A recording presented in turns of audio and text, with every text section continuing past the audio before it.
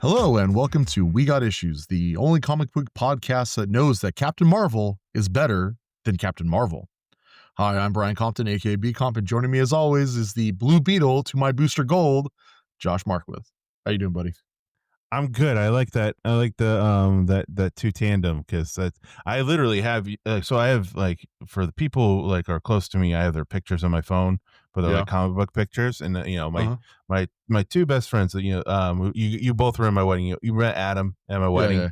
Yeah. He's Blue Beetle, and you're Booster Gold in my phone. So it's just kind of like because I think that is like the one of the best friendships in like all of comics. Oh, Like, I love Booster Gold and Blue Beetle. They're great. You know what I mean? yeah, especially in some other books that we're going to talk about later, just their dynamic, and everything too. And like, what other friendships do you think are like the best in comics? Oh Everybody God, says like that. Batman, Superman. Yeah, sure. No, but that's it's not. That's really like like a, it's not a French. I mean, it is like Clark and Bruce, yeah. maybe, but like Cap and Falcon, I guess, or Cap and Bucky, I guess, to a certain extent Mhm. now. But it's funny. It's I always liked Wolverine and Kitty. Like, I always liked that friendship. I guess he had a That's a little bit of good some one. with Kitty and Jubilee later on. I always liked there's a few other X-Men like dynamics that I really enjoyed seeing like people pair up. Yeah. Johnny and Pete, Spider-Man, Human Oh, Torch. yeah. Oh, That's a yeah, good yeah. friendship. That's a good one too. Yeah, there's always just those fun pairings. They're just like, "Oh, yeah, you love to see them team up." You know what I mean? Yeah, yeah, and what is another really? It was like there was an X-Men one or something. I can't remember. Yeah, no, I mean, would you say Wolverine and Gambit, or is that just because of the show and just have like I a think it's just because friendly of the show, because they rivalry? were it's friendly rivalry. I mean, I will say I love there's a we're off topic again. There's There's a issue there's of no off topic. We haven't even started the topic, so we're we good. haven't started the topic. We're still good. I was gonna say Gambit and Bishop, but that makes no sense because they were enemies at the beginning. But there's like an Yeah, issue where like Gambit charges it up with kinetic energy and throws a boysenberry pie to throw at Bishop, and he ducks and he hits Rogue right in the face. And like Bishop and him who are quarreling at this point, it's like, what do we do? It's like, smile or we're dead. Like she's going to kill us yeah. both. Oh man. Anyway. Uh, Gosh, that's a good one. And then I think what's Supergirl and Batgirl. Um, That's fun. Oh, that's yeah, I a mean, good one. well, it depends on, like, is it the friendship or is it relationship with, like, Oracle and Nightwing, or are we talking, I actually, I always love it when Tim and Dick, like, team up together, Tim Drake Yeah, and Dick Grayson, like, or I go or ahead. even Dick and Damien. The Dick Yeah, and Damien have a good. yeah.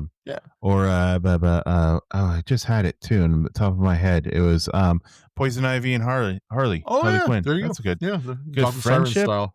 Yeah, Started as a friendship and then had it gone end from up like there. this. Yeah. Yeah. It was only a Well, kiss. It was only a kiss. That's a killer's reference.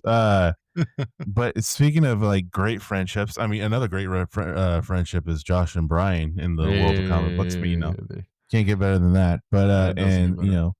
speaking of great friendships, another great friendship is this writer we're going to be talking about in this story, which is the origin of the premier superhero team with JLA Year One, and that's what Yes. we are talking about. Like we're tackling another Year One, Yes. basically, but this one's a little bit more of a fun Year One, like less Yes. gritty, less Yes. baby throwy. Year One. But before we can open, this whole bag of Chocos, Oreos, Yeah, however, Chocos, Oreos, however yeah. you were, we gotta give some love to our sponsor because they give us love, and you Alright. give them love by buying some of their awesome snacks. And Well, Brian, why don't you just read that copy for us? copy. I'll get right on through it. Speaking of sweets, if you're looking Mhm. for the best treats this side of Metropolis, you need to check out Duff and Shaw World Famous Snacks. From Wild Cherry Dogman gummies to Bigfoot's Smoky Kettle Crunch, these snacks and candy have been curated from the most mysterious and undiscovered places on planet Earth. Head on over to dufandshaw.com/issues today and check out all they've got and more. That's dufandshaw.com/issues. Awesome, thank you. And yeah, any purchase with that URL helps the podcast, helps us, keep our Quite lights literally on. literally does. We are using some of Yeah. the money we earn to pay for the, Yeah, subscription this for this subscriptions, yeah, month. to actually the production, which is great because we're self-produced. Yeah, two Yeah, no producers no self-producing corporate a podcast. no corporate ownership here. Exactly. That's why we don't get them out as much as quickly as we want to. As we should. If I had Yeah. if there was a team behind me, I would Right. have out Exactly. one a week. No. Exactly. Yeah. Yeah. Yeah. And then also that's why our socials aren't so great because I'm not that great at social. I'm trying to Um. post more every I day. know. Yeah. I'm trying. I'm trying.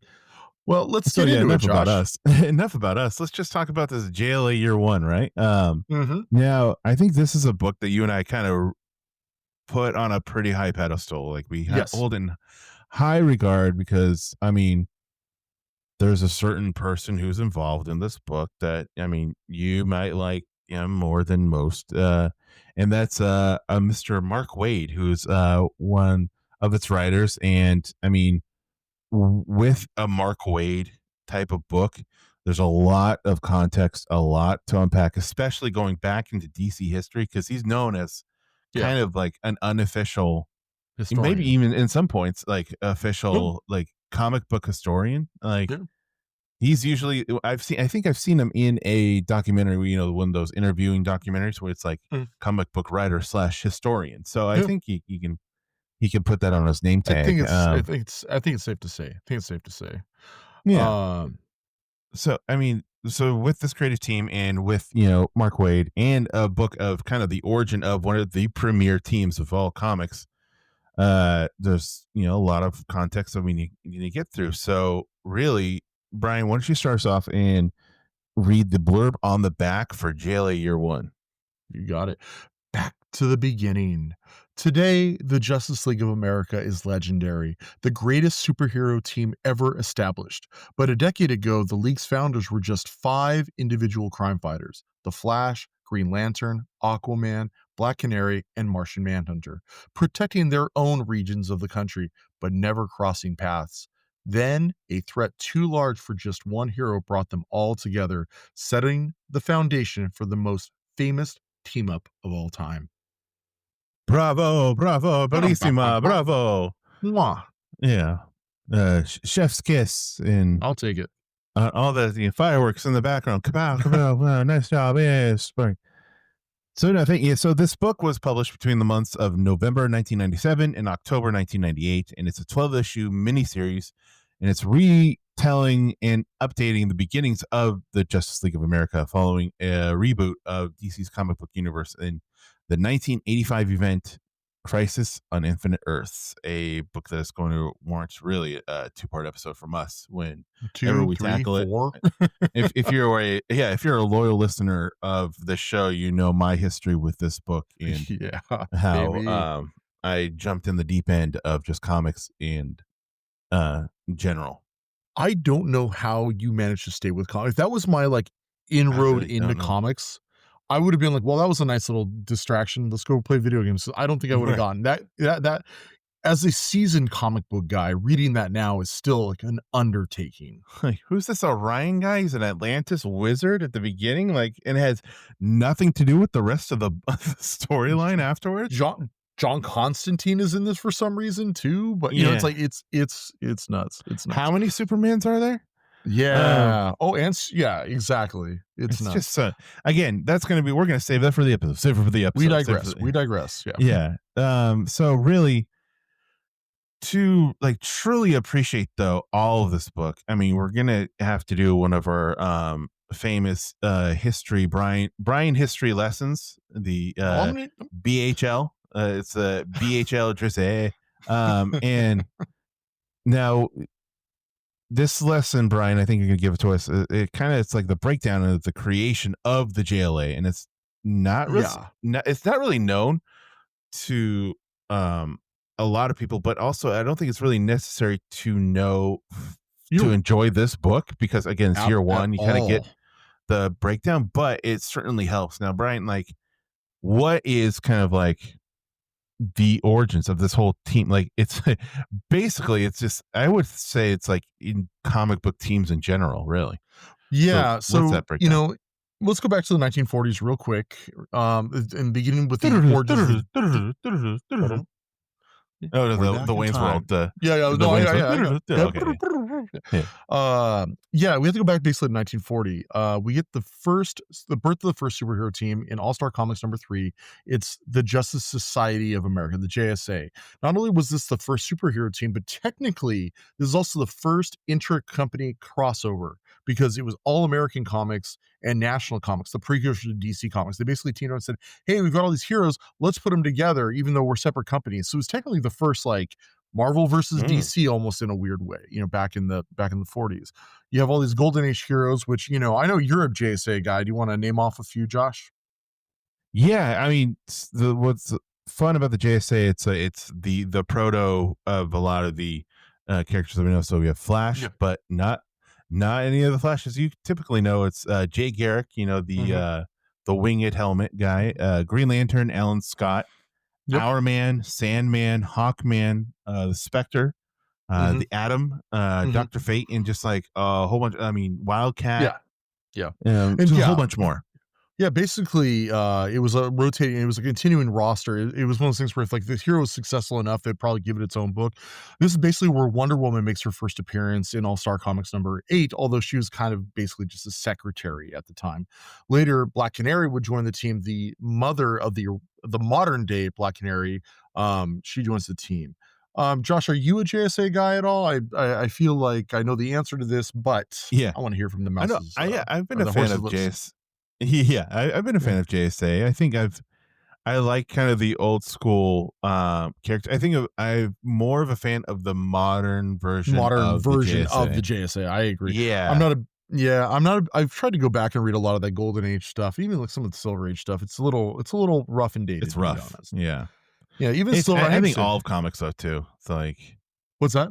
I mean, all of comics though is really rough to read those. Like you Yeah. get the gist. I think that's what makes this current book that we're talking about, JLA Mm, Year One, so good. It's modernizing that kind of Silver Age for just a better read. But yeah, yeah. it's. I mean, I liked the Jeff Johns JSA. I think that's what really got With David me Goyer or into whatever. it. David Yeah. Rags Goyer. I Morales. cannot. Yeah, yeah. Oh, yeah, yeah, yeah. And that it was just a fun book because I love the concept of legacy, Yeah. and DC is like Yeah. The Ultimate Legacy. the ultimate legacy type of hero company, and that's what the JSA is, the ultimate legacy team. Mhm. And I loved kind of later on what they did was the blending of the old with the new. Like it wasn't Yeah. just old guys, but Yeah, I did like Stars and um Stripes and or yeah, yeah. Stargirl Oh, rather. well, Stargirl, yeah, and Stripe, which Yeah. is great, Yeah. and the Yeah. modern like retelling of Stripe, and then using guys like like Captain Marvel Mhm. in and the people like was this Shazam! Cyclone, yeah, Shazam, um and Cyclone, and God, who was Johnny Thunder? Johnny Thunder was great. Yeah, Uh-huh. and Joaquin Oh, yeah. Joaquin Thunder was great too. So it's I like the blend of the old and new, and I just like the concept of legacy and Mhm. the continuing to passing the torch. And I really like the team aspect too because they are DC's version like of their family. It's like it's Yeah, very family based, so it's yeah. really nice. What about Well, you? Like, what is your uh, thoughts on JSA? I'm a similar ilk. Like, I like the JSA. I'm more of a JLA guy now, Mm, but I really did love, the most recent run. Like, not the most recent run, but that run by, you said Johns and Goyer. My personal opinion of them aside, the actual book is quite yeah, excellent. The JSA run that's going on right now with Jeff Lemire, it's fine. I would say it's like, oh my god, you got to go read it, but it's fine. I do bring all this up because there's a point to this. The team. I'm just going to finish this, but the team was largely used as a framing device back then to let these heroes go off on solo adventures, and then at the end they'd come back together and they'd solve the case, as one big team. And if the hero proved to be popular enough, they'd go off and get their own book, or they'd become an honorary member, a la your Supermans, your Batmans, your GLs, your Flashers, all that. Now, despite the success, the team and the book did end in 1951 when superhero popularity kind of took a, you know, it took a until what? It took up.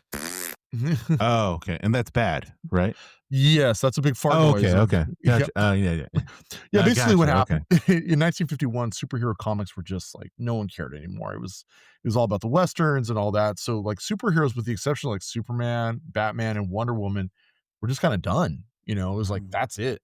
Um, then 1956 rolls around, and Julie Schwartz, who is one of the editors at DC, is like, "Hey, superheroes were big 5 years ago, and the kids that read comics have aged out of it, so we have a new audience coming in. I wonder if we could just redo all these heroes again."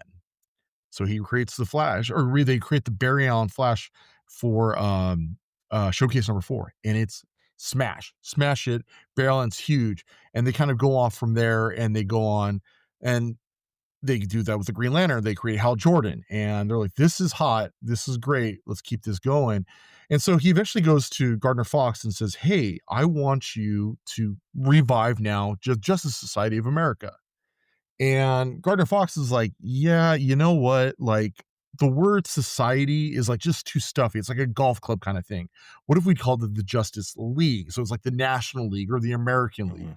And like and Julie Schwartz like, "That's fine, I don't care." And again, so they try it out in Braving the Bold 28, and it's a smash. Again, they're fighting Starro the Conqueror, and it's at the time, it's let's see, it's Martian Manhunter, Green Lantern, Hal Jordan Green Lantern, Barry Allen Flash, Wonder Woman, Diana Wonder Woman, and Aquaman, and also it's Superman and Batman, who are like kind of honorary members. They're part of the Hmm. crawl. Like you open the book, you're like, here's the team, but though even though they were members of the Justice League, they're only like in for like a panel or a page.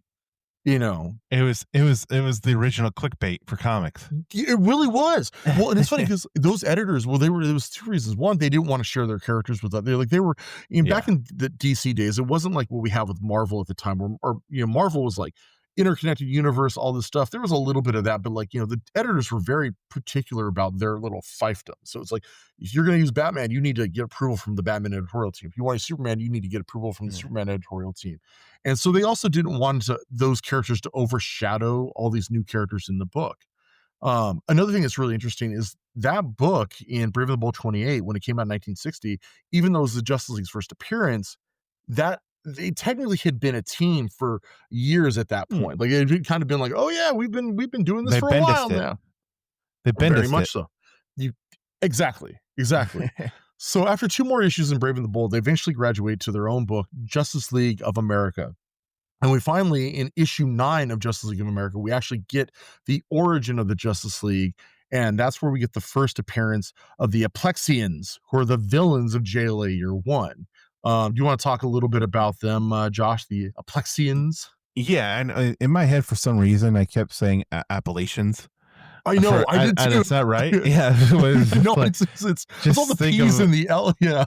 yeah, just think of a bunch of like not hillbillies, but just like if you Yeah. ever watch Justified. I've seen an episode. Yeah, just so the the townsfolk of Justified are like Yeah. the bad guys in Justified, the just as aliens Yeah. in my head as That's against the funny. Justice League. But yeah, no, I mean the Aplexians or I'm assuming that's what it's called. Appalachians. I'm just gonna say Appalachians. That's fine. Everybody knows what I'm talking about. They are a race of warriors, and they have different like powers that are kind of elemental powers. Excuse me. Yeah. With wood, fire, Yeah, like and some are wind flight. and Yeah, glass. like some are like or flight ones. Another one, they're like Right. like 6 or 7 different races from one planet, right? Yeah, yeah, and they come to Earth to take over and prove who should be the ruler of their home world, and ultimately, and of course, JLA are they able to defeat them by working together and decide to become some sort of league against evil. Boom goes the dynamite. Yeah, and like you said though too, it was Flash, Green Lantern, Wonder Woman, Martian Manhunter, and Aquaman with Superman, and Batman. But they've expanded, of course, throughout the years and stuff, but like um more like recent to their origin. They had Green Arrow, I think it was like one of the first newest members, and then Yeah. Hawkman, the Atom, and it was this. Now this was like the shrinking Atom too, not the JSA Atom, Yes, right? JSN, the guy, the big guy or whatever it was. Yeah, Yeah. The Black Ray Canary. Palmer. Yeah, Black Yeah, Canary Ray was a Palmer. Yeah, yeah, Black Canary. I say question mark because we'll get into more of just how yeah. that all changed. But Black Canary and just uh basically almost every superhero in a way Hmm. has become, especially now with the current book, has become a member of the Justice League. Well, yeah, and I mean, currently now, every member of the DC universe, I believe, Right. is some. Yeah, it's like every single member of DC is like, well, we all have JLA badges now. So, but Yeah. yeah. Well, speaking of that, the team would change obviously through the times. At one point, they were living in a cave, and then they're in an orbiting Hmm. space station, and then they were out of Detroit, which is a whole. The Detroit team A is kind lot of of people would want to infamous. forget that. Yeah. Yeah, I it's. think I actually DC have wants the. to forget it. I have the omnibus. The Detroit era is what it's called. I'm like, and even I'm like, do I want to crack this open? It's like Aquaman and Manhunter with, was it Vibe and like Gypsy or Vixen or something? Like, I it's mean, like really bad. that's all you need to know too. Vibe and It's Gypsy are in the Justice League, and yeah, it's so. I mean, again, it's a we as thing. comic fans and DC as a comic company wish to forget that whole era. Well, so all of this eventually leads us to 1985, which is, of course, Crisis on Infinite Earths. We had mentioned earlier, it's one of the biggest shifts and changes in the DC universe. We've talked about this briefly before, and again, we're going to have to break this into its own podcast. But long story short, this is where DC decided they needed to clean up its continuity. They have Earth 1, they have Earth 2, Earth 3, Right. Earth 0. They have, like, you've got the crime, you've got, like, various versions of Superman flying around. You've got, like, all these, like, things. Is a Superboy a thing or is he not a thing? You got the Legion. So, like, DC is like, we need to just, put all these Earths into one little timeline, or one Earth, so we can make it as functional basically as the Marvel universe and kind of do that. Which is great. And that's why you hear a lot of the things like post-crisis and pre-crisis. Post That's what crisis, this is. yeah. Yeah, this is all post-crisis now. Of course, the big change though was that Wonder Woman post-crisis, what they had retconned was when George Perez takes over the book is that she never left Paradise Island. So she wouldn't have been around for that initial roster of the Justice League back in the 60s. She had, in the continuity at that time, it's like, no, she was just leaving Themyscira to go into Man's World, which is fine. But like now that means there's a big gaping hole in the Justice League. Like, wait a minute, we said she was there, what she wasn't, Right. so Psych. believe it or yeah, exactly. So what actually DC decided to do was in the book, they had a book out at the time called Secret Origin, which would kind of like retell the origins of all these characters.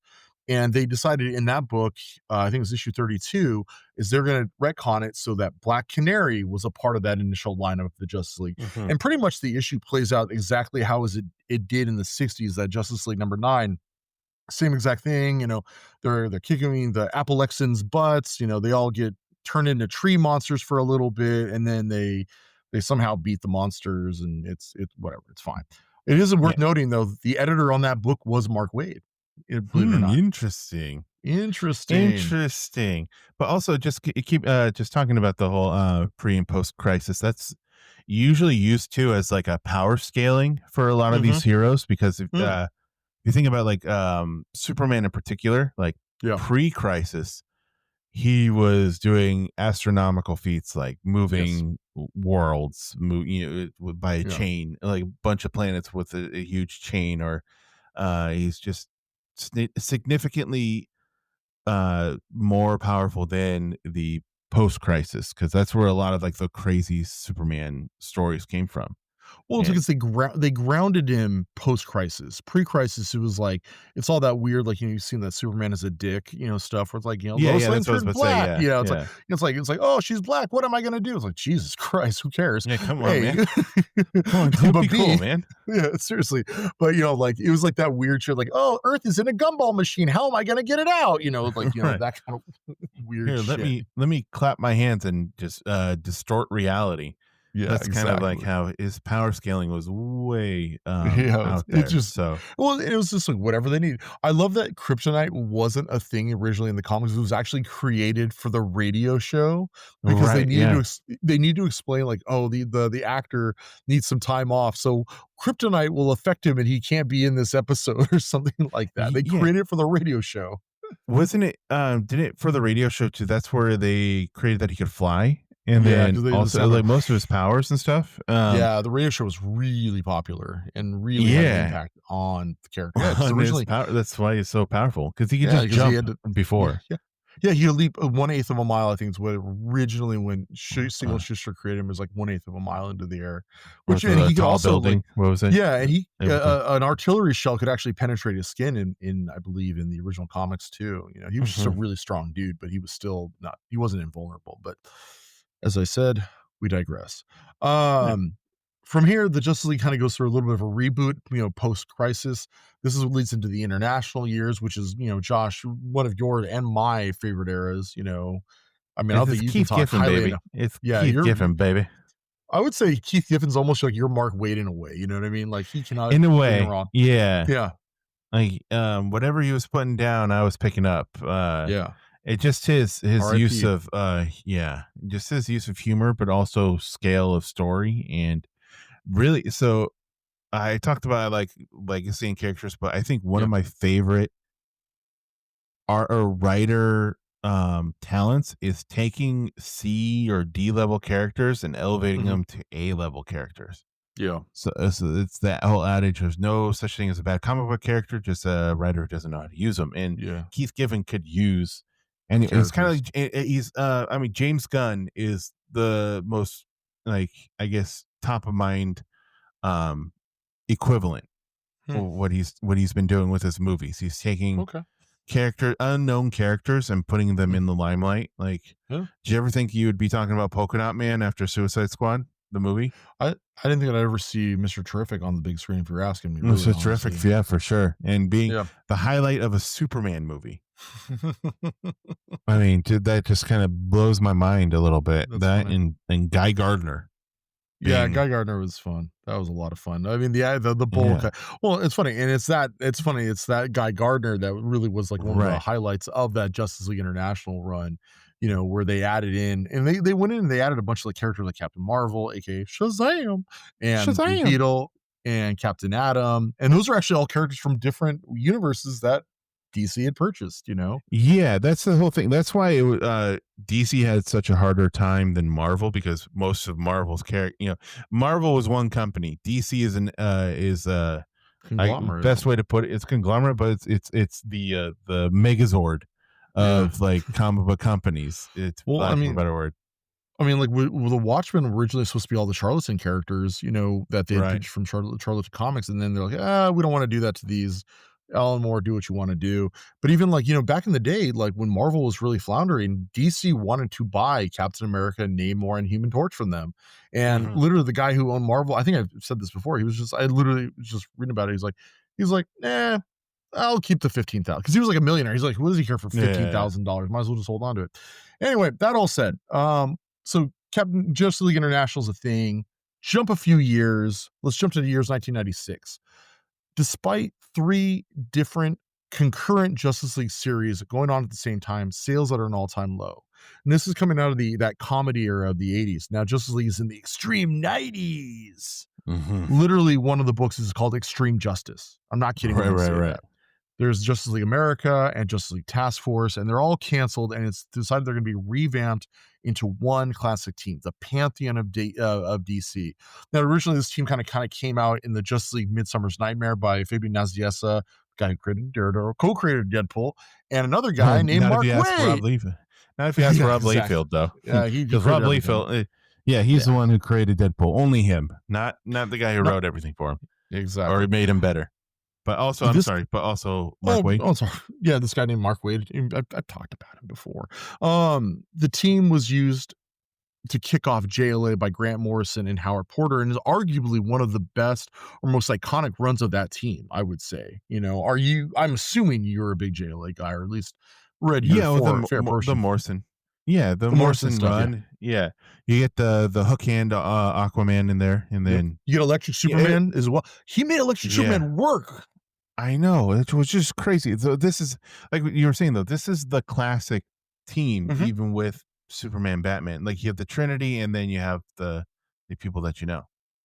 Well, and it's funny, and I know you and I joke back and forth about the Green Lantern, like Hal Jordan versus Kyle Rayner, but this is one of the reasons I love Kyle Rayner because this is when I got into DC, and Kyle Mhm. Rayner was the Green Lantern of the JLA at the time. Green Arrow is actually it's not Ollie, it's Connor. Connor? You know, Connor was the Green Arrow at the time. So it's like anyway, this back to basics approach for had fans instantly. I mean, the sales were through the roof. I mean, they from what I've read, it literally 10 times the sales of the previous Justice League run, Justice League of America. So people are on board. I mean, like to the point where like DC can't print these books fast enough. I mean, uh, I mean, it was so prevalent at the time. It was like it was so everywhere. Like even I, who was a Marvel kid, this is what turned me on to DC. You know what I mean? Like this is the book, Mhm. the JLA books rather at the time were like, I was like, hey, this is apparently the best thing being written right now. Like, why am I not reading it? And that's when I started to pick up JLA.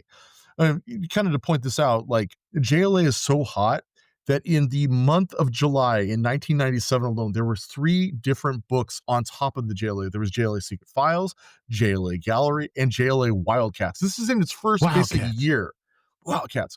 And this all leads us to 1998. Like I said, fans cannot get enough of JLA. So DC was more than willing to oblige. Literally in 1998, we have JLA 80-page special or 80-page giant, JLA Paradise Lost, JLA Titans, JLA World Without Grownups, JLA Tomorrow Woman, JLA in Crisis, Secret Files and I think Origins. you just say what the names are. You don't keep saying JLA. Oh, I'm going to keep saying it. Tangent Comics, JLA. JLA. And JLA. finally, JLA Year One. That's Wow. how, I mean, And like, yeah, all go ahead. that to get to where we're at right now. It's just crazy. The backstory behind it. I Yeah, think it's I know, crazy. like, I like context is king. I love getting all of the context. Now you really know. And that was just like the abbreviated, truncated version because you could get into so much more about the creative teams and all that. But Hmm. like the fact that there was like the whole 70s era of the Justice League and just oh man, it's just like and like I said, this was the book. I mean, I picked up JLA 10 and I think it was JLA Year One, issue one. Those are my first Justice League comics, and I was like, Wow. this is I don't know exactly what's going on here because I don't know these characters, but this is awesome. You know, Yeah. what about you, man? What was your JLA Year One experience, real quick? What was it like? Did you pick it up singles? Did you pick up the trade? How did Mm, you experience it? I I hadn't trade. I had the first trade. I think the early on the trade came in like just the Was first it half.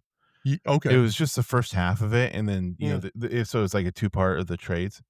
yeah. And so the first six issues, and I had that. I can't remember how long, but it was one of my first like trades, Trades. and I love the art and the writing, and just like, oh hey, there's a Flash, there's a Green Lantern, and Mhm. um this is I didn't understand a lot of the The references because it nuance. was really Yeah, early on into my yeah, comic book fandom, so yeah, I yeah, didn't, yeah. like Snapper Carr, okay, Ted Okay, some Cord, dudes just okay, okay. yeah, Ted Cord, Yeah, like okay, who is Green. yeah. I knew of these people like Green Arrow and stuff, but Mhm, I didn't know the significance of them. So mhm, later on though, when I reread it again, and it you catch those things. I mean, like a lot of these books that we've talked about, we catch stuff on our your second or third reread, and mhm.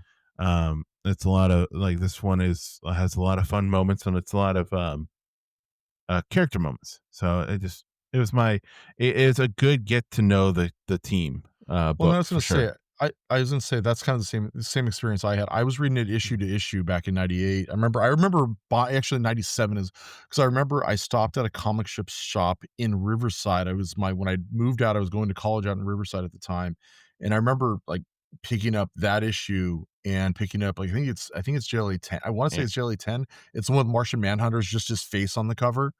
Oh yeah, yeah, yeah. Or it's around that area. I think it was the Rock of It was like the Rock it was like Rock of Ages story or something. I forget what it was. Mhm. Anyway, yeah, I had the same thing. I'm like, I don't know I know who Superman is, I know who Batman is, but I don't really know anything about this. It And was Rock of the Ages. it was Rockville. Oh, thank you. Yeah. And I remember like this is really good. And while going back and rereading it, it's like, oh yeah, I get every single reference they're throwing out there. I'm like, oh, that's Ted Cord, and like you said, that's so and so, that's Mm, the Blackhawks, and like at the time, I had no idea who any of these characters were. I didn't have the internet really to like look any of this up. You had to learn through context clues, right. but I felt it was accessible enough. It was obviously there was more history here, but it was accessible enough to understand, what was going on. You briefly mentioned you like the art. Do you want to talk about the artist right now? Yeah, yeah. I mean, the artist for this one was Barry Kitson, and Hmm. he's a British artist who got a start in the '80s, and now a lot of his stuff is DC, Hmm. but he's done more than enough at Marvel as well. Like he's known for his clean lines. I liked just well, what's the best way? It for me, the best way to put it, like it looked like a painting, but it wasn't a painting. I don't know. I Okay. think maybe just the coloring of it, or just how it was Yeah. on the page, but like the thin lines and Hmm. it was like newspaperish. I don't know. It's hard to describe, but it's fun art, and I like how it uses action and just his faces. I Yeah. liked. He Very does a good expressive. smile. Yes, he does a good smile too. He's very similar to Kevin Maguire, who did Justice League International, where it's like facial Mhm. expressions are so important for comedic effect or Yes. whatever. And I thought he did a really good job with that. Well, yeah, especially with this book, because this book, I mean, other than the action, obviously, but this book is a very dialogue heavy book compared Yes. to a lot of other Justice League Hmm. books. This is very dialogue heavy, very um, sitcom-y Yeah. a little bit. Yeah, Yeah, it's almost it's funny. I didn't think of it until you just started mentioning right now, but does remind me of like the natural, even though it technically takes place before Justice League International, the Kevin Maguire, mhm. James D. DeMatteis, and the Keith Giffen stuff. It's almost like the natural progression from that book, if that makes any Yeah, sense, or is it just I me? can see. No, no, I see it. I see it for sure. I mean, Because even in that book, like characters were very not thin, like the lines were a little bit thicker in that book, yeah, but like characters were proportional. They're built and cut, but they're not exaggerated. You know what I mean? It's not like you're yeah, looking at yeah. a It's Todd not. McFarlane where someone's jacked like to the Or nines or speaking of Jim Lee. or Rob Liefeld, like Yeah, exactly. his big booby Captain America. Yeah, Um, exactly. but Um, Kitson has worked on like other books like Legion and Legion of Superheroes, Empire, Azrael, Amazing Spider-Man, Titans, and some Superman and Batman titles. And I mhm, mean, I really like it or love the what when he collaborated, if I can mhm, talk, with Mark Waid mm, on Legion of Superheroes. That's one of my mhm. favorite. I was in a huge Legion of Superheroes kick for a while, and I think even You like the I cosmic found stuff, so that makes sense. yeah. I mean, I went through like the Giffen stuff, the Mm, Wade stuff, mm, yeah. uh, and the I remember I found on accident somehow this Mark Wade signed trade. Yeah, you Like found that, I yeah, was like, yeah. and then I "You have a just copy traded of for this, your right?" I'm like, "Yeah." copy. Yeah, I'm like, "I have a copy." Yeah, "Well, good. You can have this one with the autograph." "Well, thank you. yeah, I yeah. will." Yeah, it was random. I was like, "This is Mark Wade's signature, right?" He's like, "Yes, it is." Yes, it is. Like, "Hey, would you like to trade?" Hmm? Yes, I would. Yeah, but and Oh, his it's so funny. he works really well in those team books because JLA year one is great, but doing something like Legion. Legion is a whole other level of characters and craziness. So and he still made it work, Yeah. which I mean, um, that one is not controversial, but it's not very like Oh, uh respected it. in the Legion Well, fans and stuff. it's Because respect. it's It so is, but well, yeah, because it's like there's so there's many like there's reboots of it. Legion, there's there was the repeat Legion, like there's repeat Legion, Yeah, and there's like 3 Legion or whatever it is. I don't know. but yeah, and I mean, it'll be one of our like recommendations for further reading. But the concepts in that book were just so cool. Like, Yeah. Colossal Boy, Mhm. where he comes from a planet of giants, and so he's already huge, but his Yeah. power is to shrink to like our normal size. Like instead That's of like great. growing, he Yeah, yeah, shrinks to the his normal size. powers. So it's stuff like that, That's which is funny. great. Yeah, And but that's just a great book. Yeah, it's after so many different reboots of the Legion. yeah, Like, yeah. um, and I mean, we'll definitely. a Legion book somewhere. I mean, Yeah. at the very least, the DNA book, Oh yeah, nice. Yeah, that's a good Abnett one. Landing, Abnett Yeah, Land, not yeah, DNA, sorry, Abnett Landing one. yeah, yeah. No, I know what That you was a meant, but really it's fun good. one. Yeah. Yeah, yeah, that's good. Uh, so he he was drawing it, but you with them pictures, you got to Have to get to the them words. dialogue and them words out. So Brian, Yeah. you can tackle the writing team Oh, because feel free to jump in though, because I know you've got thoughts too. yeah, I don't really like the writers, so it's fine. That's fine. So the first writer is Brian Augustine. Unfortunately, Brian actually passed away a few years ago due to a stroke. But he's mainly had been known for being a co-writer or an editor for Mark Waid. He actually famously hired Mark Waid onto Flash. If you know anything, like the Flash, Mark Waid's Flash run is considered to be one of the best Flash runs, if not the best Flash run of all time. It's well regarded, well respected. It's And it it's was right on up there. Good. and it was in a line of like some like it was like a murderer's row of like Flash writers too. It was like wasn't it like Morrison, Wade, Millar, Yeah, so it was Johns or is something? me- Not in is that order, but like all of them no, close yeah, together. yeah, Mesner Lobes did a really good job. Then Wade came in. Then Millar and Morrison came in for like a year arc or so. Like Wade Mhm. could do a sabbatical. Then Wade came back on. Then Jeff Johns came onto the book. So it's like, yeah, there's always been a good team usually behind the Flash. But that was again, that's where I started like fall in love with the Flash. Yeah. It's funny. I said I wasn't really into Justice League or DC that much, but for some reason I had gotten my hands on those Mark Waid Flash books as a kid. They're powerful. They're powerful. But anyway, I'm talking Mhm. about Brian Augustine. But like I said, he is Yes. famous when he brought Mark Waid onto the book. They worked together on Impulse. They worked together on Archie. They worked together on Ash. The Joe Quesada book, Exo Manowar, as well as a few other titles. He's also credited for creating the first Elseworlds story for DC. If you don't know what Elseworlds is, that's basically their version of a what if. Like, what if Batman lived in the Victorian age? So the Batman Gotham by Gaslight that was written by Augustine. Um, They made a movie yeah. from that too, like an animated movie from that as Yeah, well. there's an ongoing, not an ongoing, but they're doing like a bunch of limited series out of it right now. I think Andy Diggle's doing the writing on that. Hmm. Yeah, so it's like it spawned an entire not franchise, I guess franchise for lack of a better word. It was like the whole Yeah. Elseworlds thing came out of that. Like I said, Did although you he ever typically sorry, going go back to Exo go Manowar. Sorry to jump on you. I just no, no, want it's to wrong. get this tangent out. Exo Manowar, did you ever hear the video game? It was for PlayStation. It was Exo Manowar And we're an and Iron Man. Iron Man. Yeah, Yeah. I saw that. It's Yeah. crazy. I'm like, I how did had that that game. happen? Oh, was it I good? had the game. No, it wasn't great. It Yeah, wasn't good at all. I had no idea what I was doing. It was one of those games like you can never get past. I couldn't get past like the first level because I had no idea what was going on or what to that's do. hilarious. Pre-internet, baby. Yeah. I do remember that. I remember seeing that. It was funny. Like I said, while he did typically work with Mark Waid, he'd done a few solo books like Black Condor and the vampire book Crimson over Cliffhanger, as well as another book that I really liked. It was a book called Out There, and it was like a bunch of kids. It was almost like Stranger Things before Stranger Things, if that makes any sense. Mhm. So I really like that. But as I said, we're going to go now talk about Mark Waid, who for me, for my money, is one of my favorite writers out there, and I would argue is one of the best writers in the biz. What about you, Josh? What's your take on No, Mr. yeah, Waid? I think he is. I think Yeah, he's one of the and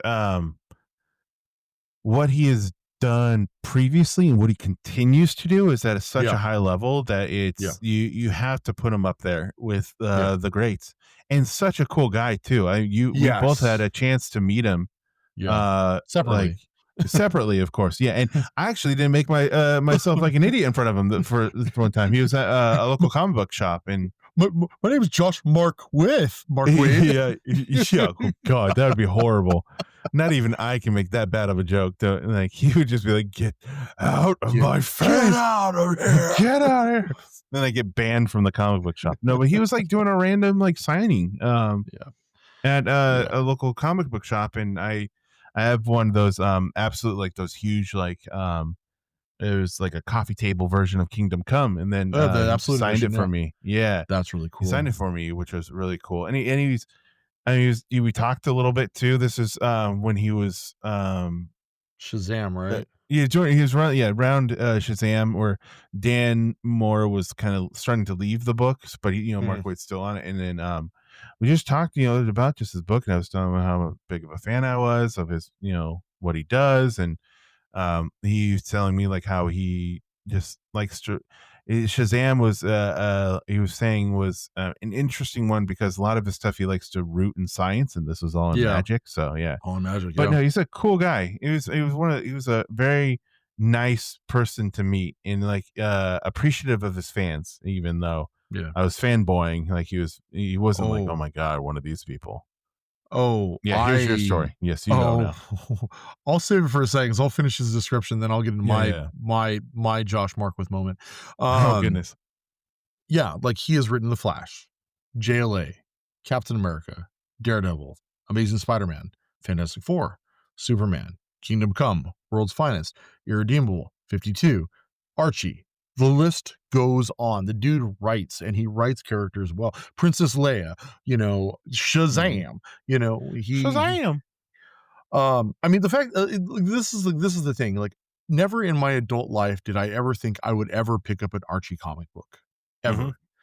And they announced Mark Waid is writing Archie. I'm like, what practical joke is this? Fine, I will pick it up on his name alone. And holy shit, this is the best book I've ever read. You know what I mean? Hmm. Like, Archie was phenomenal. It was phenomenal. I mean, I was like, who does that? Who does that? He did. You know what I mean? It made Right. Archie great. I mean, granted, it was like in that era, like when Riverdale was going on, and there's Afterlife with Archie and all that. But Right. it was such a good book. It really was. Even the Jughead book, this stuff is great. Um, What's great about that too, it's definitely a book that you would think and you would be okay with somebody like him mhm. just going through the motions, like not really Yeah, doing something well with it. Just like, okay, yeah. I'll write the book, I'll do something okay, and then cash the check. But like he He did. That elevated was the not a. character. Yeah, No. that was not a cash book. That was him, firing all cylinders. He's known for taking his love of Silver Age and applying a modern sensibility to it with an emphasis on character. He's one of those writers who just gets superheroes and gets them well, consistently good and good writing. He doesn't really lean into the shock value, but he's good at twists, if that makes any sense. He's Hmm. really good at telling good stories about good characters. And like you said, he's usually good about infusing like science into that. As I've said before, and I've told this story before, but I'll make it quick. What I fell in love with when I realized I fell in love with comics, it was his Captain America run that he had done. And it's that simple line that Hercules throws out: on Olympus, we measure wisdom against Athena, speed against Hermes, power against Zeus, but we measure courage against Captain America. And Hmm. it still to this day gives me chills. And when I got to meet him, because I had him on one of my shows at Nerdist, when he was getting sued by those Comicsgate a-holes, I was like, we Yeah, have to have God. him on to, it was a whole thing, but I was like, we're going to have him on and I'm going to let him talk. And afterwards, and there's video of it, and I'm not going to let it out, but there's video of me like fangirling like a little boy, just like, like for 5 minutes. And Oh Hector man. Navarro is just sitting there filming me as I make just gutter mouth as I'm just like, it's like the one time I like lost my cool in front of a guest. You know what I mean? Like, it was luckily we'd Wow. already filmed the show and we'd gone live, but afterwards I just like, I just got to, just like the whole, just like, oh You, man. you full Brian Compton him. Oh, I You went full B full. Compton. There's video of it. I have it, and I'm never gonna show it to anybody. It's embarrassing, man. Do you think Hector still has it? I'm sure he We can does. I'm we sure we can can reach out Instagram to him. message him. Yeah, we sure we can. Um, yeah, that all said, I mean, that being said, like, I know that he was real appreciative of us giving him a forum to talk about like what had happened and everything like that. And Yeah, yeah. so so anyway. No, Um, and well, speaking though, just the Captain America, I had one of the issues too when because he had Captain America with that energy shield too, yep, yep. and it That's was when he wore him the shield. That was part of Heroes fight. Return. Yeah, and it was him fighting the Rhino, and like he Mhm. totally like was able to stop the Rhino in his tracks, which was a cool kind of moment and everything. But We'll I'm trying to eventually. think. Oh, No, sorry. go ahead. We'll eventually talk about that run Yeah, for we'll do sure. the Captain America run because there's two parts. There's the first part which is pre Heroes Reborn, and there's the second part which is Heroes Return. The Heroes Reborn stuff is I, phenomenal. honestly, too, I'm just having a lightning flash. We need to do like a month of Mark, where it's just like a month where we just talk about Mark Waid books and we go through it. Uh, We could easily do it. His Daredevil book is so good. His Fantastic Four is so good. You know what I we, mean? Like, Kingdom Come. We have to talk about Uh, that. well, even like JLA, his JLA, Tower of Babel became such Babbles, an yeah. iconic moment in JLA history. For those of you who don't know, Tower of Babel is basically, and this is actually going to get referenced in what we talk about right now.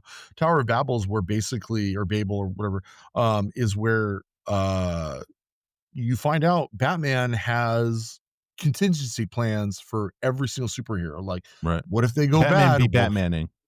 Batman become Batman. And guess what? They get out and the JLA gets effed up and they're like, do we want this guy on our team anymore? Anyway, Yeah. that is a good. They even made a movie from that too. It's Justice Yeah. League Doom, which is one of the best, one of the good ones. Like the movies that they made after, the Timverse are a little bit Yeah. few and far between, Yeah. but that was one of like the top ones of like just Good of source all. material. Yeah. And but also thinking of Mark Waid though, like what book has he not touched that you think he would kind of knock it out of the park? Like I You know know, it's kind of any character, but um yeah, it's funny, he did a little bit of X-Men work. I think he's, like, co-creator of, like, Onslaught, and he was, like, right he was there for a right. little bit, and he's never really he's just like, "I just never got into him." And I think, though, Mhm. that if he kind of applied that Legion of Superheroes kinda dynamics, he did good Legion, I think, and he's coming back to do Legion Uh, again. I think if he kind of applied that mentality to the X-Men, I think he could make a really fun X-Men book. that'd be Um good. but, like I said, he just said he's never really been interested in those characters because, like, he does go back to the Silver Age, and while the X-Men originally did originate in the '60s, the version we really kinda largely know is the all It's the new, all 90s, yeah. different y or even the '70s, like, the giant-sized X-Men with, like, Yeah, oh, yeah, yeah. yeah, Wolverine, Colossus, and so that's more the Bronze Age, but, I digress. But I that all said, what about you? digress. What about I you know. real quick? I know we gotta get to the book, but what would you No, wanna no, see him yeah. tackle? Yeah, this is our podcast. We can do whatever we want. Mhm. I'm trying to think. I've been trying to think. Like, I know he's probably done it, but he could probably do a really good, like modern Iron Man. Would be a Yeah. fun, Oh, that'd be fun. yeah, like a fun Iron Yeah. Man. Yeah, Kind of I don't see him coming fraction to it up. yeah, I was gonna say, I don't see him coming back to Marvel for a bit. He's got the keys of the kingdom over in Yeah, DC. I mean, why no, would he that's leave, true. I was Okay. surprised they did that FF, like, they did an FF, like, fanfare. It was, like, 4 issues of, like, Oh yeah, various yeah, yeah, yeah, I was like, "Oh, Mark Waid did one of the mini stories in there." I'm, like, surprised they got him over for that. But yeah. Yeah. anyway, Has he done we're like not a here to Batman proper book though? no, from what I understand, Right. he's done a So few yeah. he's done Batman and Robin right now, right? Year one or something Yeah, like that, he right? did Batman and Robin Year One, and then he's also doing the World's Finest with Batman and Superman. So, plus the JLA and plus everything else. Dude Oh, he could do a writes. killer Batgirl, like a Barbara That'd be Batgirl fun. book. That would be a Yeah. fun book. This is gonna be I would actually based okay, I'm gonna use this as a segue, but I do really hold it true.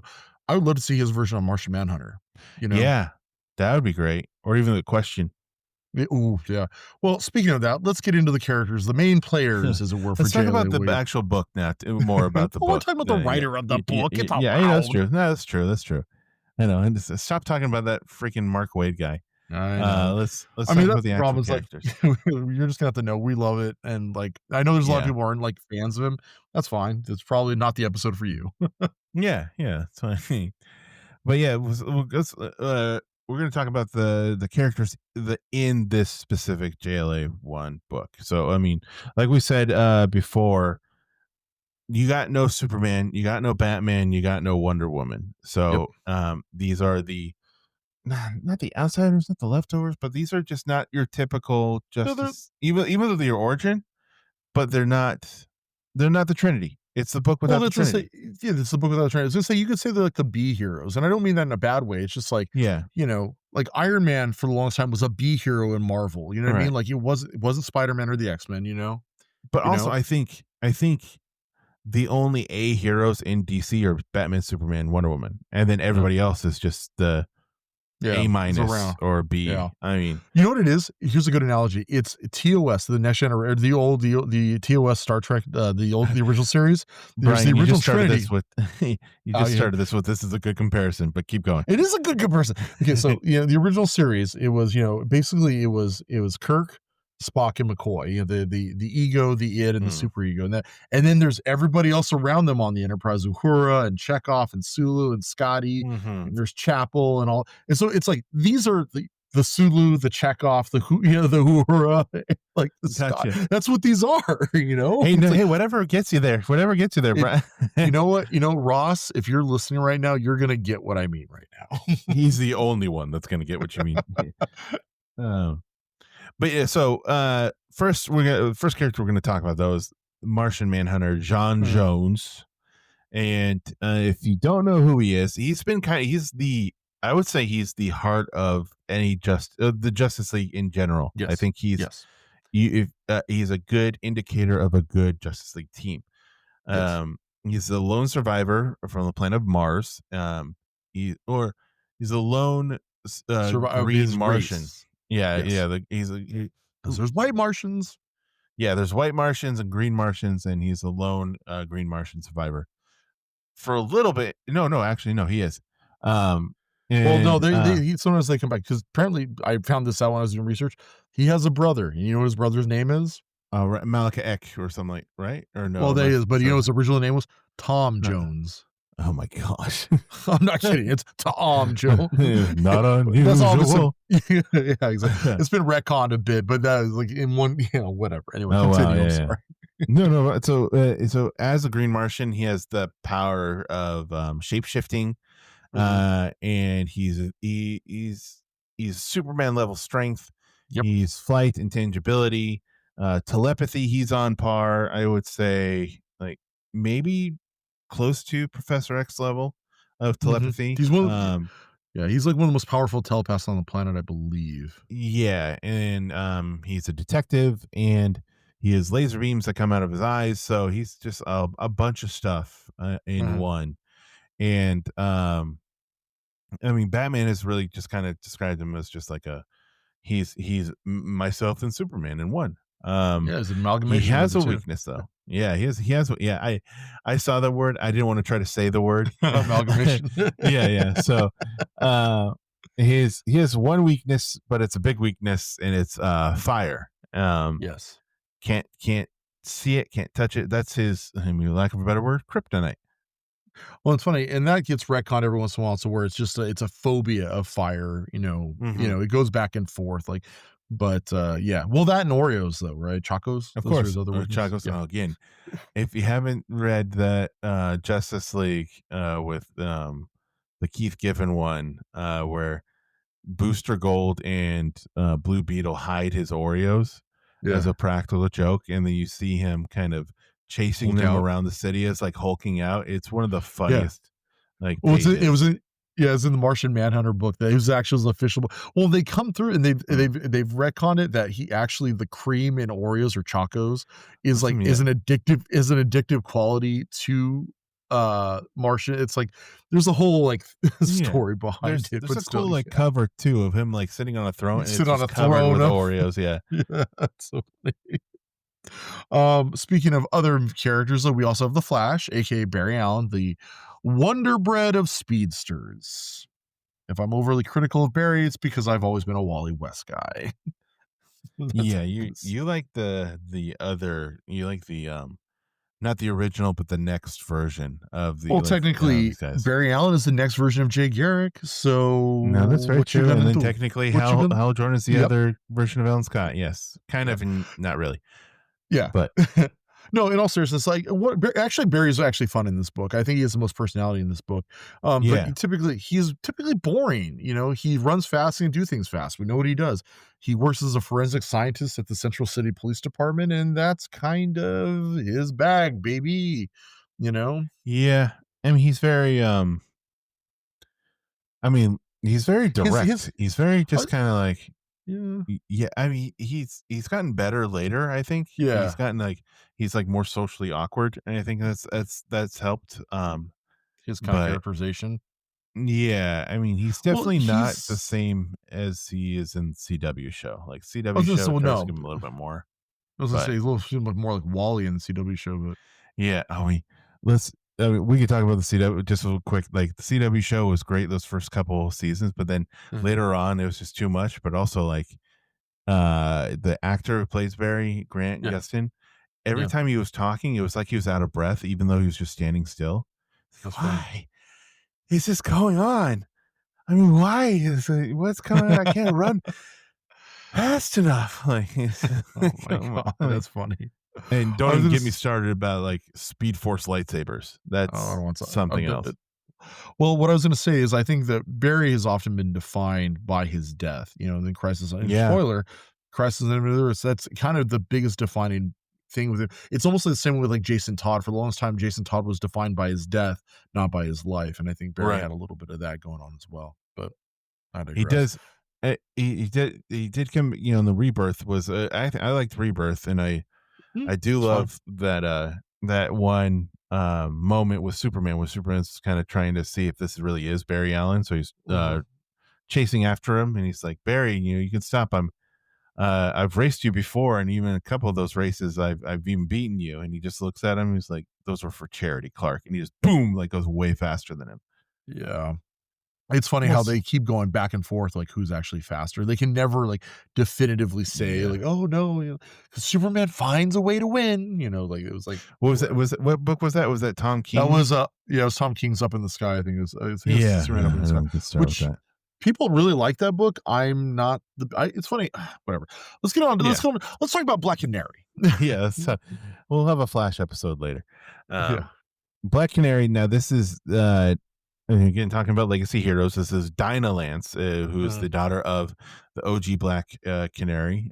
She grew up with Justice Society. She's kind of she's like the yeah, she's like the kid in school who's hung out with all the older kids, so they know Yeah. everybody. Like, yes, I know this person. I'm gonna reference this. Oh, my Jay Garrick. Yeah, he's an old family friend of He's an mine. old family So, friend. Yeah. let me pick up all these names that have been dropping. And it's all because she grew up with her mom, who was part of the JSA, and Mhm. she has Uncle Ted with Ted Grant, Yeah. and then like her mom though, she's trained in hand-to-hand combat, like, very well. She's one of the Yeah. best fighters in DC, Yeah. uh, the DC universe, and Yeah. Hand in she hand. Yeah. has a sonic scream, Mhm. which or canary cry as Yes. well. So Yep.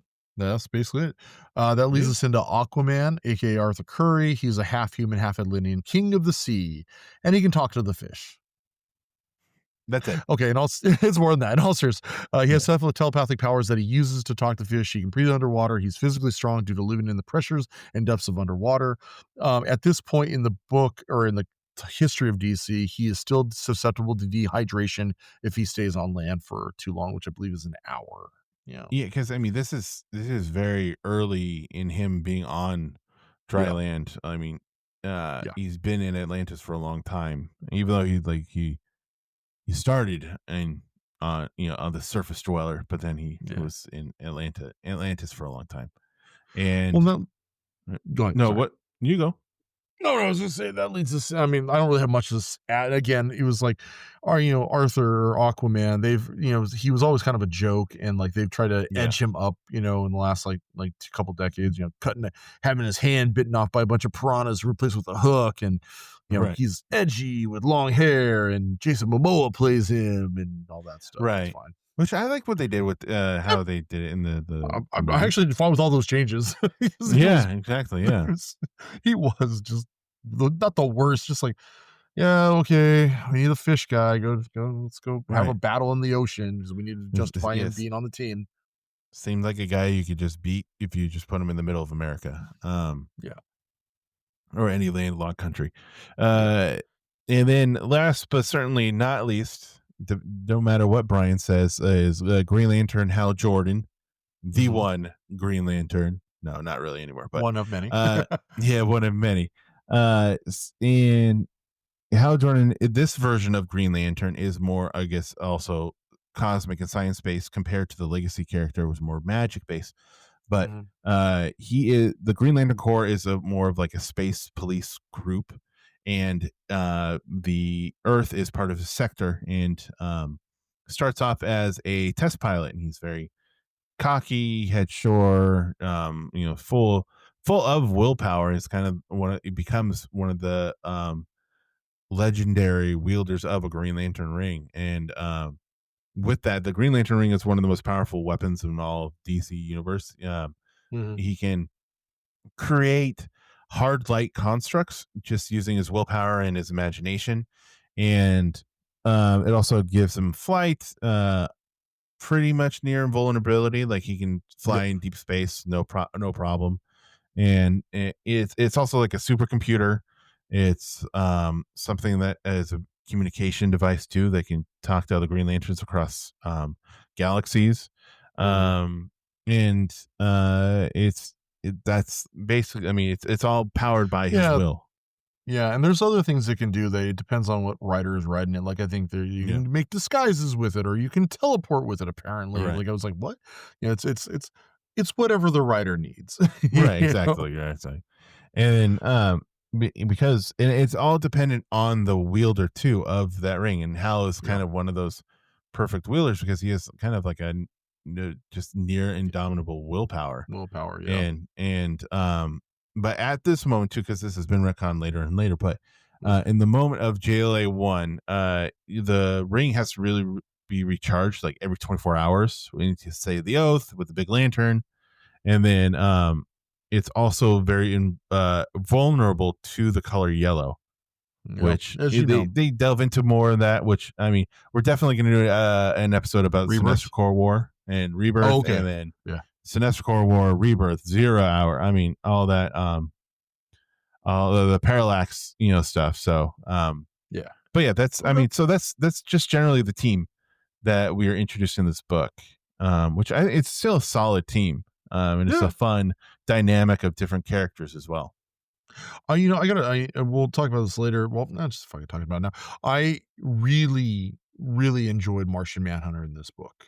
Hmm. I actually, like you said, when you said earlier that he was like the heart of the team, and it's funny, like everyone gets their due in this book. It's not like one character is shafted for another, or one person's taking the spotlight from another.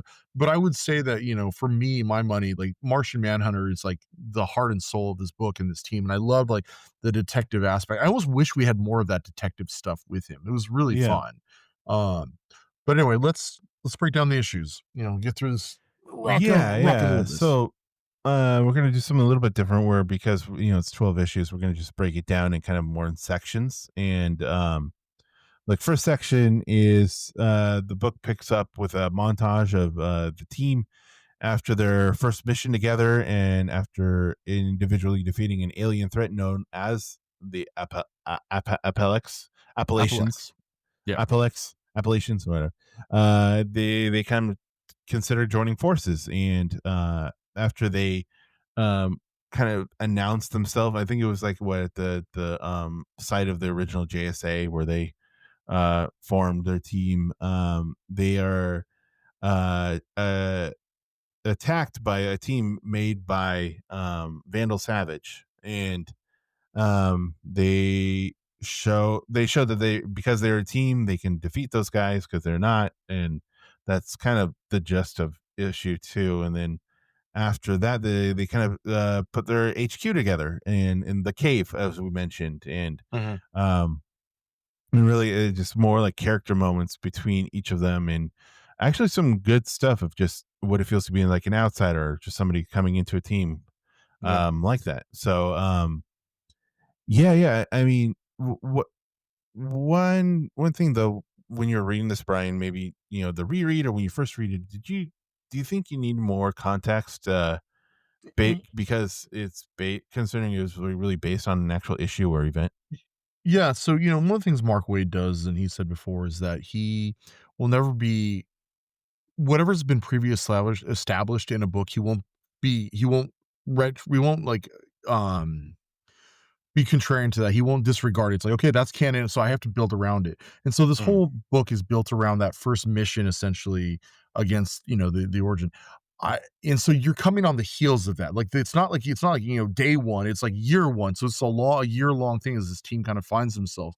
I when I read it at the time, I didn't know yeah. what the hell was I didn't know who the Appalachians was. All I knew is that there was some weird space monsters that they had to fight, and they beat them up, and they came together after that, and now they're trying to find their groove with one another.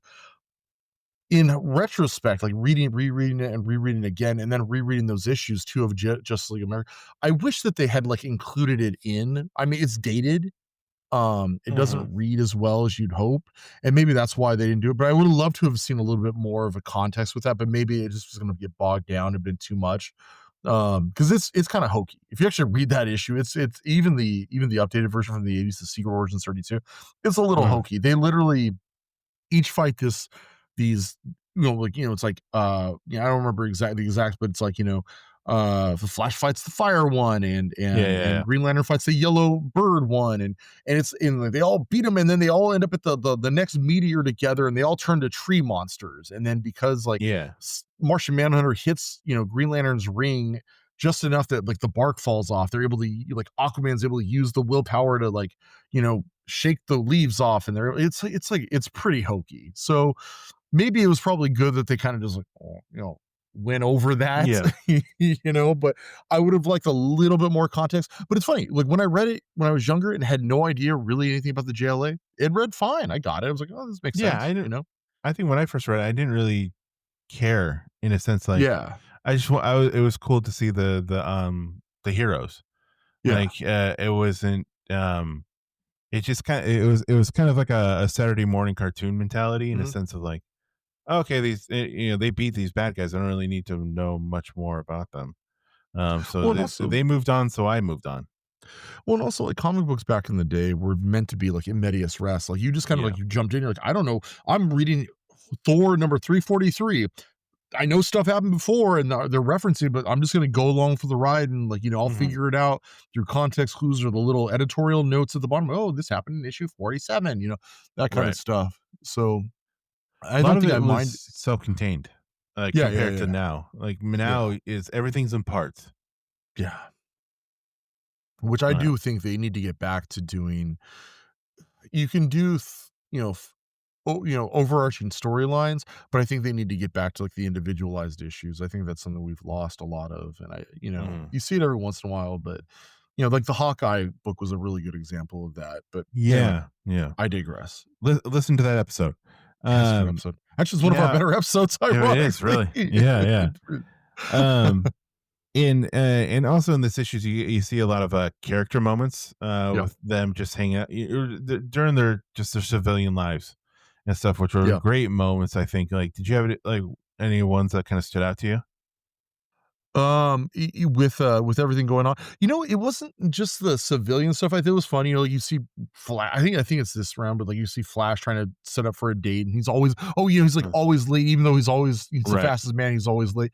But you know what I liked? It was the little things that popped up here and there. For example, I think it's in this where they get in the first couple issues where um Snapper Car is not it's Ted Cord. Excuse me. Ted Cord gives them Yeah. a security device, and like Green Lantern's like, yeah, I can move it, no problem, nothing. Oh, it's yellow. And like Flash is like, yo, hey, Ted, does it need to be yellow? He's like, no, it doesn't matter. He's like, Right. cool.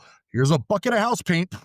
you know? Yeah, because that was after, like, during the battle, like, when they were fighting all those elemental things, Yeah, he's like, "Look, I can't take this yellow bird. You guys have to, because I can't do anything else." So and yeah, it's yeah. also, like, his way of, not spreading around his weakness to, Yeah. this random snapper car guy. Some it was Ted Cord. It was Ted Cord. It Oh, it's was Ted the Cord, blue, yeah, my bad, yeah. which I liked. I like that moment where he's like, oh, the hell with being a tech guy. I'm going to be a superhero now. It's like, that's Right, cool.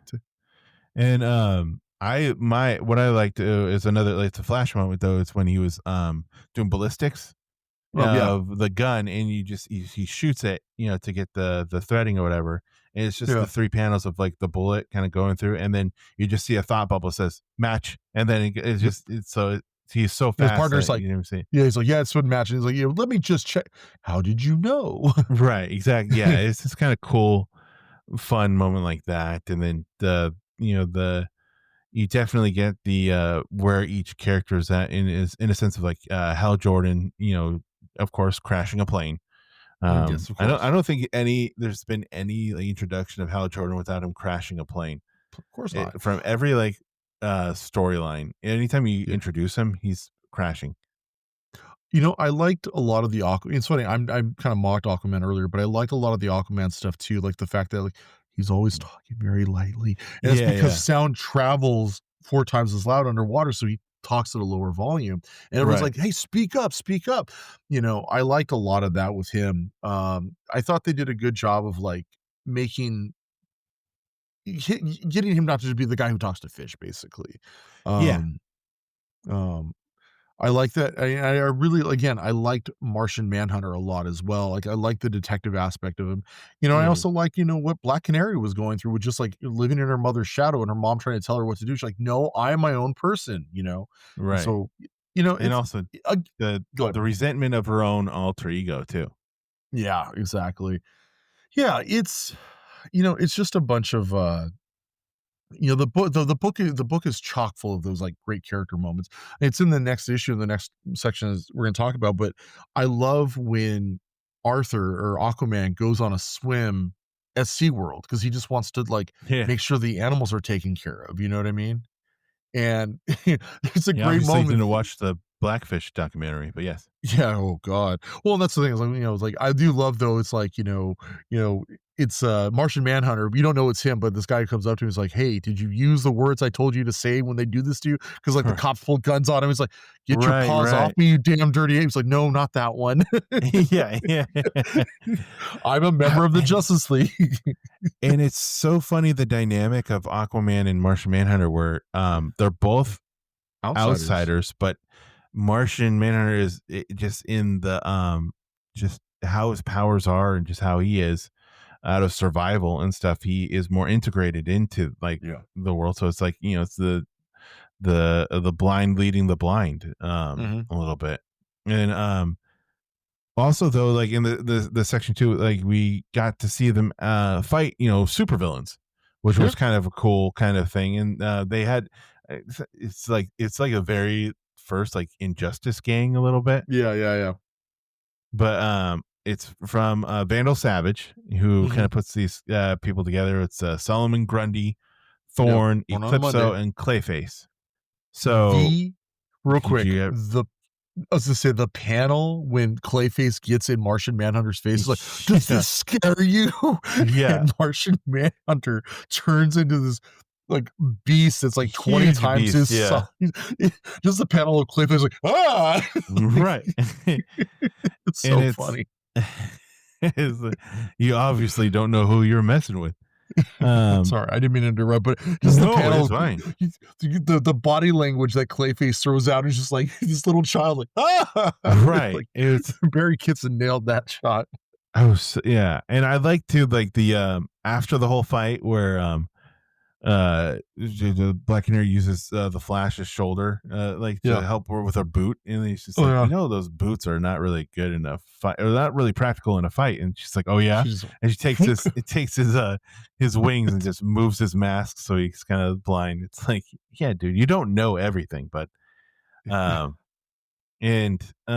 and also you get a kind of a cameo of Batman in the background. It's yeah, like, what are these amateurs doing in my city? my city, yeah. They better not Which come is back. typical Batman. Yeah.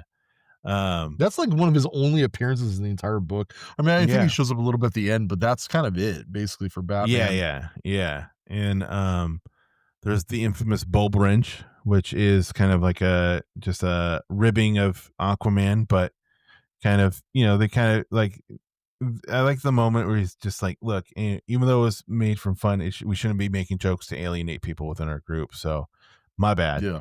And then in that Yeah, moment, yeah. though, like Martian Manhunter tries to be a little practical joker, and Yeah. he shows up. He shapeshifts into Superman. He's like, Well, it's "You guys because ready for me to th join?" yeah, because they left a chair, like, "What if we ask the Yeah, big guy? How do we even get" and it's literally with the Superman emblem on it, like, well, and all of a sudden he's just there, and they're like, "Oh," we're like, "How do we find him?" And he's like, "You could just ask me." And he's like, "Holy crap, Superman's yeah, here." And then he turns into like looks like Mr. Mix he looks like it's not Mr. McPix or Mixie Plixie, but yeah, kind he of, yeah, turns yeah. yeah, some kind of like A Looney Tune, "Hey." basically. Yeah, and it was like Why is yeah, like everybody a quiet? yeah, it was yeah, Elmer Fudd basically. And everyone Yeah, starts laughing, and that's when like Aquaman's like, "We shouldn't be attacking people." That's funny, but whatever. And Green Lantern is forced to apologize for deploying a yeah. practical joke on him. I just like the with Flash is like apologize. It's like, what are the apologize? Apologize. Yeah.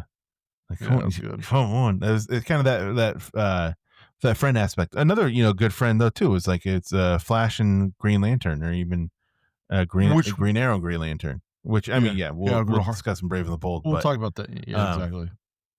so I mean, Well, that was that's the first quarter of the first 3 issues, which I think was a good introduction to the book, and Yeah. it gives you got your action, you got your character moments, so it's good Yeah.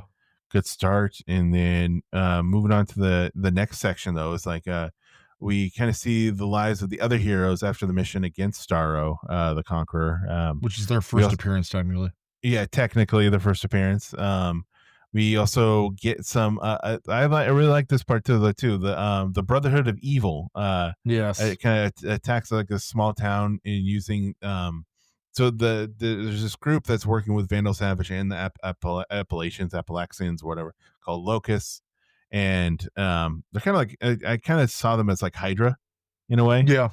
Yeah. Yeah. They're essentially Nazis. Right. Right. So they At least their uniforms are very Nazi-esque, brother. It's very, yeah, very Earth X-y. Yeah, Yes. yeah, yeah. Yeah. Yeah. But so they have like this body remover tech to help kind of like make this body for the brain. Excuse me. And with that though, Who's with the Doom Patrol villain, right? yeah, the brain, right? And Masala, Monsieur Masala, or whatever. Yeah, and then Ma- Madame Ma- Rouge. Madame Rouge, which Yeah. I mean, the Teen Titans cartoon where they had Brotherhood of Evil, that was really good. Okay. And with the Brotherhood of Evil, you got to have somebody to help you fighting them, and that's Doom Patrol. And it's Yes. the classic Doom Patrol with Negative Man, Machine Man, no, Robot Man. Robot Man, yeah. Yeah. And Rita, what's her name? Rita, Elastigirl. Rita. Is Elastigirl? Yeah, I think, yeah. And Professor X, Chief. And they help the team because in this issue, in this part, the Brotherhood of Evil is able to take basically like away their powers, or just how they can use their powers. It rips off their body parts that has their powers. Yeah, the body parts, yeah, like literally. Flash has no legs. Vocal cords, yeah. Flash has no legs. Green Lantern has his arm is gone that he has the ring on, and Martian Man has eyes. Right, yeah, and it's all put together to like a body for the brain. Yeah. And Who's like, so cool, I don't need locusts anymore. I'm gonna take over the world. Right. What was the curse is inevitable? Curse is inevitable. It was like curse your sudden but inevitable betrayal or whatever. Betrayal, yeah. Yeah. Yeah, you know what I'm talking. You nerds know what I'm talking about. So yeah, and in this part though, we you get more of those character moments, with Barry kind of on a dinner date with Iris, and that's right. Hal Jordan being Hal Jordan with Carol. Do get a lot of cool stuff with Jean as a detective, and just kind of his day in life. But I mean, the big bombshell, was Dinah's part of the story, where they're having a birthday party for somebody in the JSA.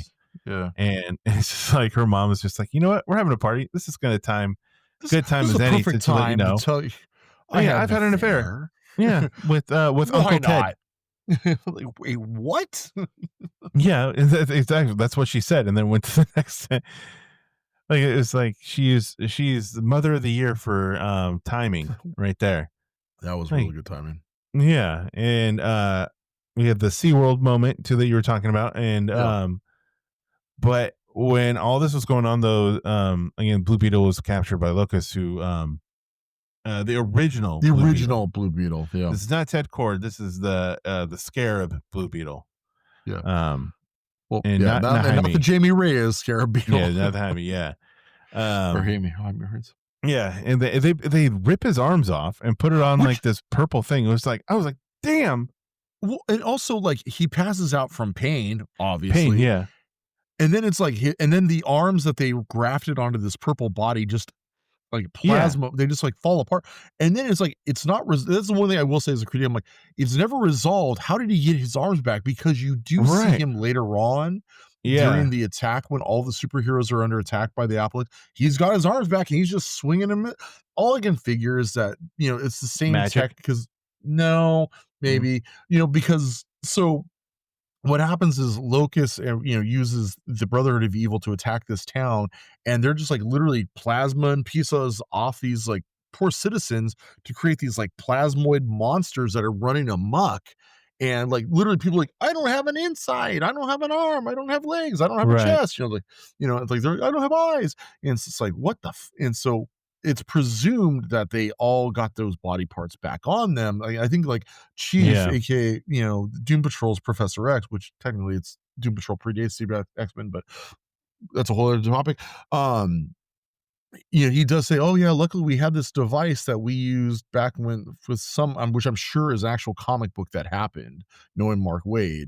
Yeah. That we had this device when we fought so and so that allowed us to reattach these things. So everyone's happy, hunky dory." I'm like, "That's Yeah. cool." Blue Beetle didn't have that device. He was Right. captured by locusts. It was probably something just off panel. I know. It was It was one fine. of those things where I'm like, oh, it's like it was like and I scoured everywhere. I was like, well, yeah, they didn't answer it, but I would love to have had just even a throwaway line, like even when you see him fighting, maybe there wasn't. I just missed it. Was like, oh, thank God that it just reverted back onto my arms or something like that, like the Right. Terminator. Yeah. Dun dun dun dun dun. And Yeah. but Sorry, what I was kind of digress. cool is like the different solutions that Chief had for each of the Justice League. Yeah. Barry was in a wheelchair, but like his wheelchair was like a mix of like Negative Man and Yeah. his thing, and then I was Jill able had to. like a laser arm, and Yeah. Yeah, it was it, all in like Sonic. Canary still had like a sonic screen right. apparatus, and then like Martian Manhunter had a device that allowed him to see. And they're well, how many senses do you have? Senses do you have without your eyeballs? 8. Wait, really? Yeah, what? Wait, what? Uh, But that's what's really great is like even without their powers, they're able to still defeat Mala, mhm. and the Brain and all of them, because they work together as a team. They realize they can't go off half cocked. They have to like work together. And Flash is able to get Aquaman close enough to take over, use his willpower Right. to take over Green Lantern's ring, and he decapitates the Brain with from the rest of the League body parts.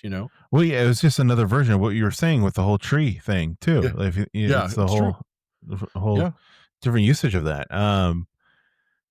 And I mean, the Doom Patrol kind of realizes this too, like the difference between the groups. So, because like they, both are teams, but like yeah, these people are dealing with something completely different than yeah, the Justice League, where like they had to the Doom Patrol had to unwillingly sacrifice something that made them heroes, where the Justice League just it came to them naturally. So I like that dynamic between the two teams. It was yeah, just kind of like it was what the jocks and the nerds, not the jocks yeah, and the nerds, but it's kind of like the cool kids hanging out with the misfits.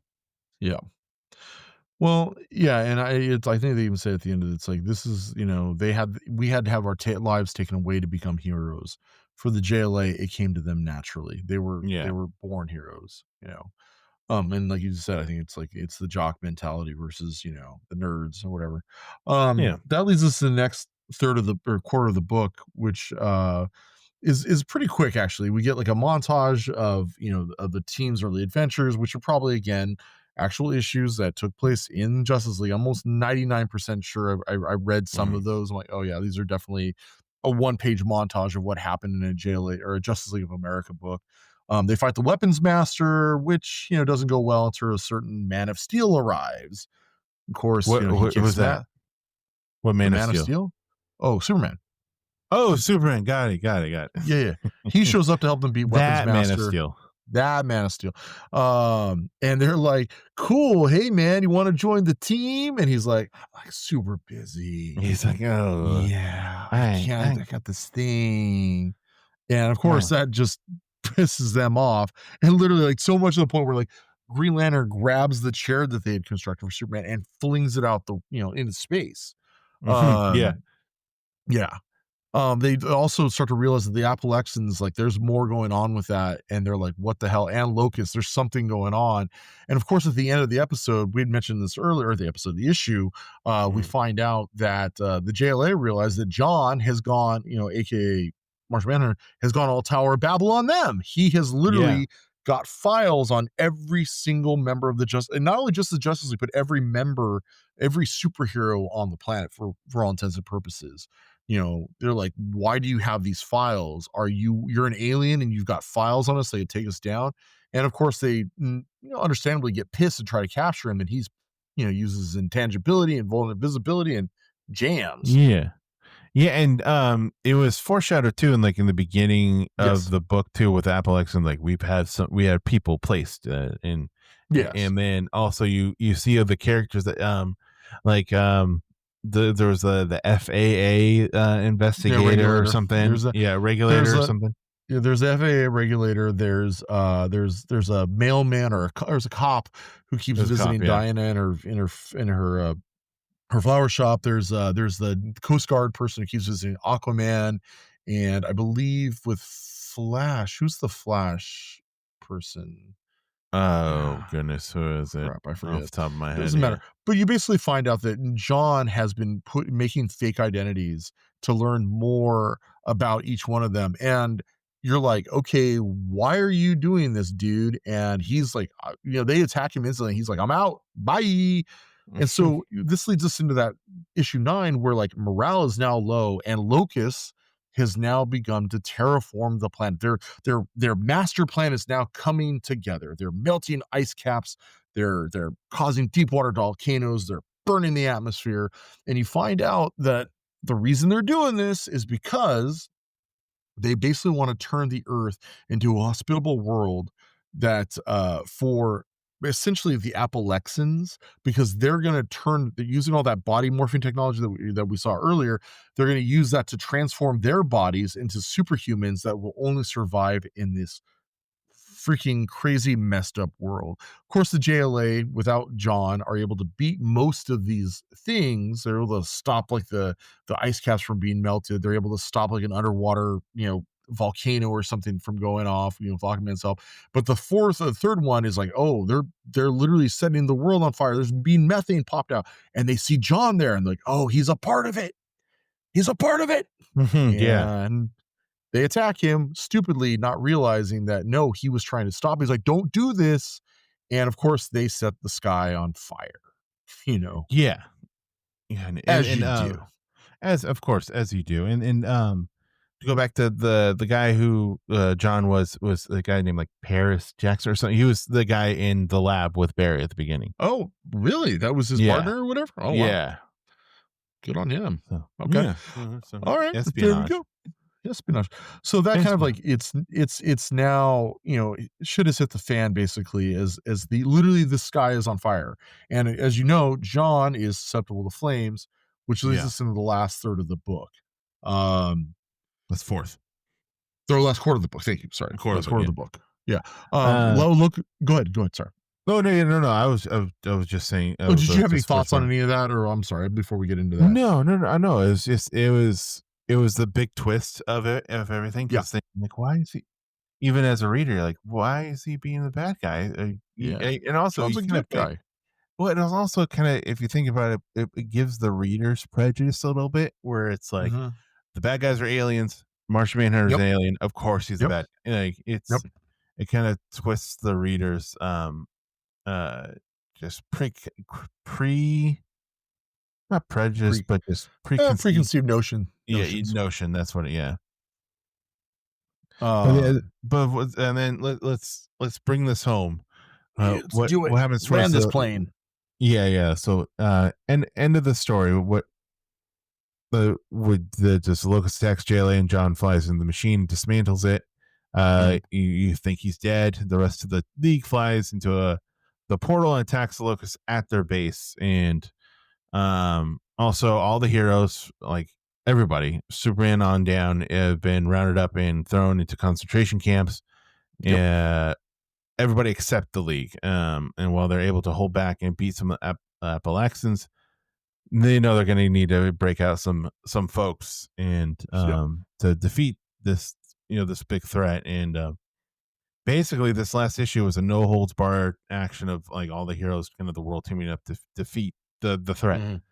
and it kind of just it ends with this big kind of like like a Marvel. It was like Endgame, like it was the Marvel, everybody coming together to defeat this thing, this Yep.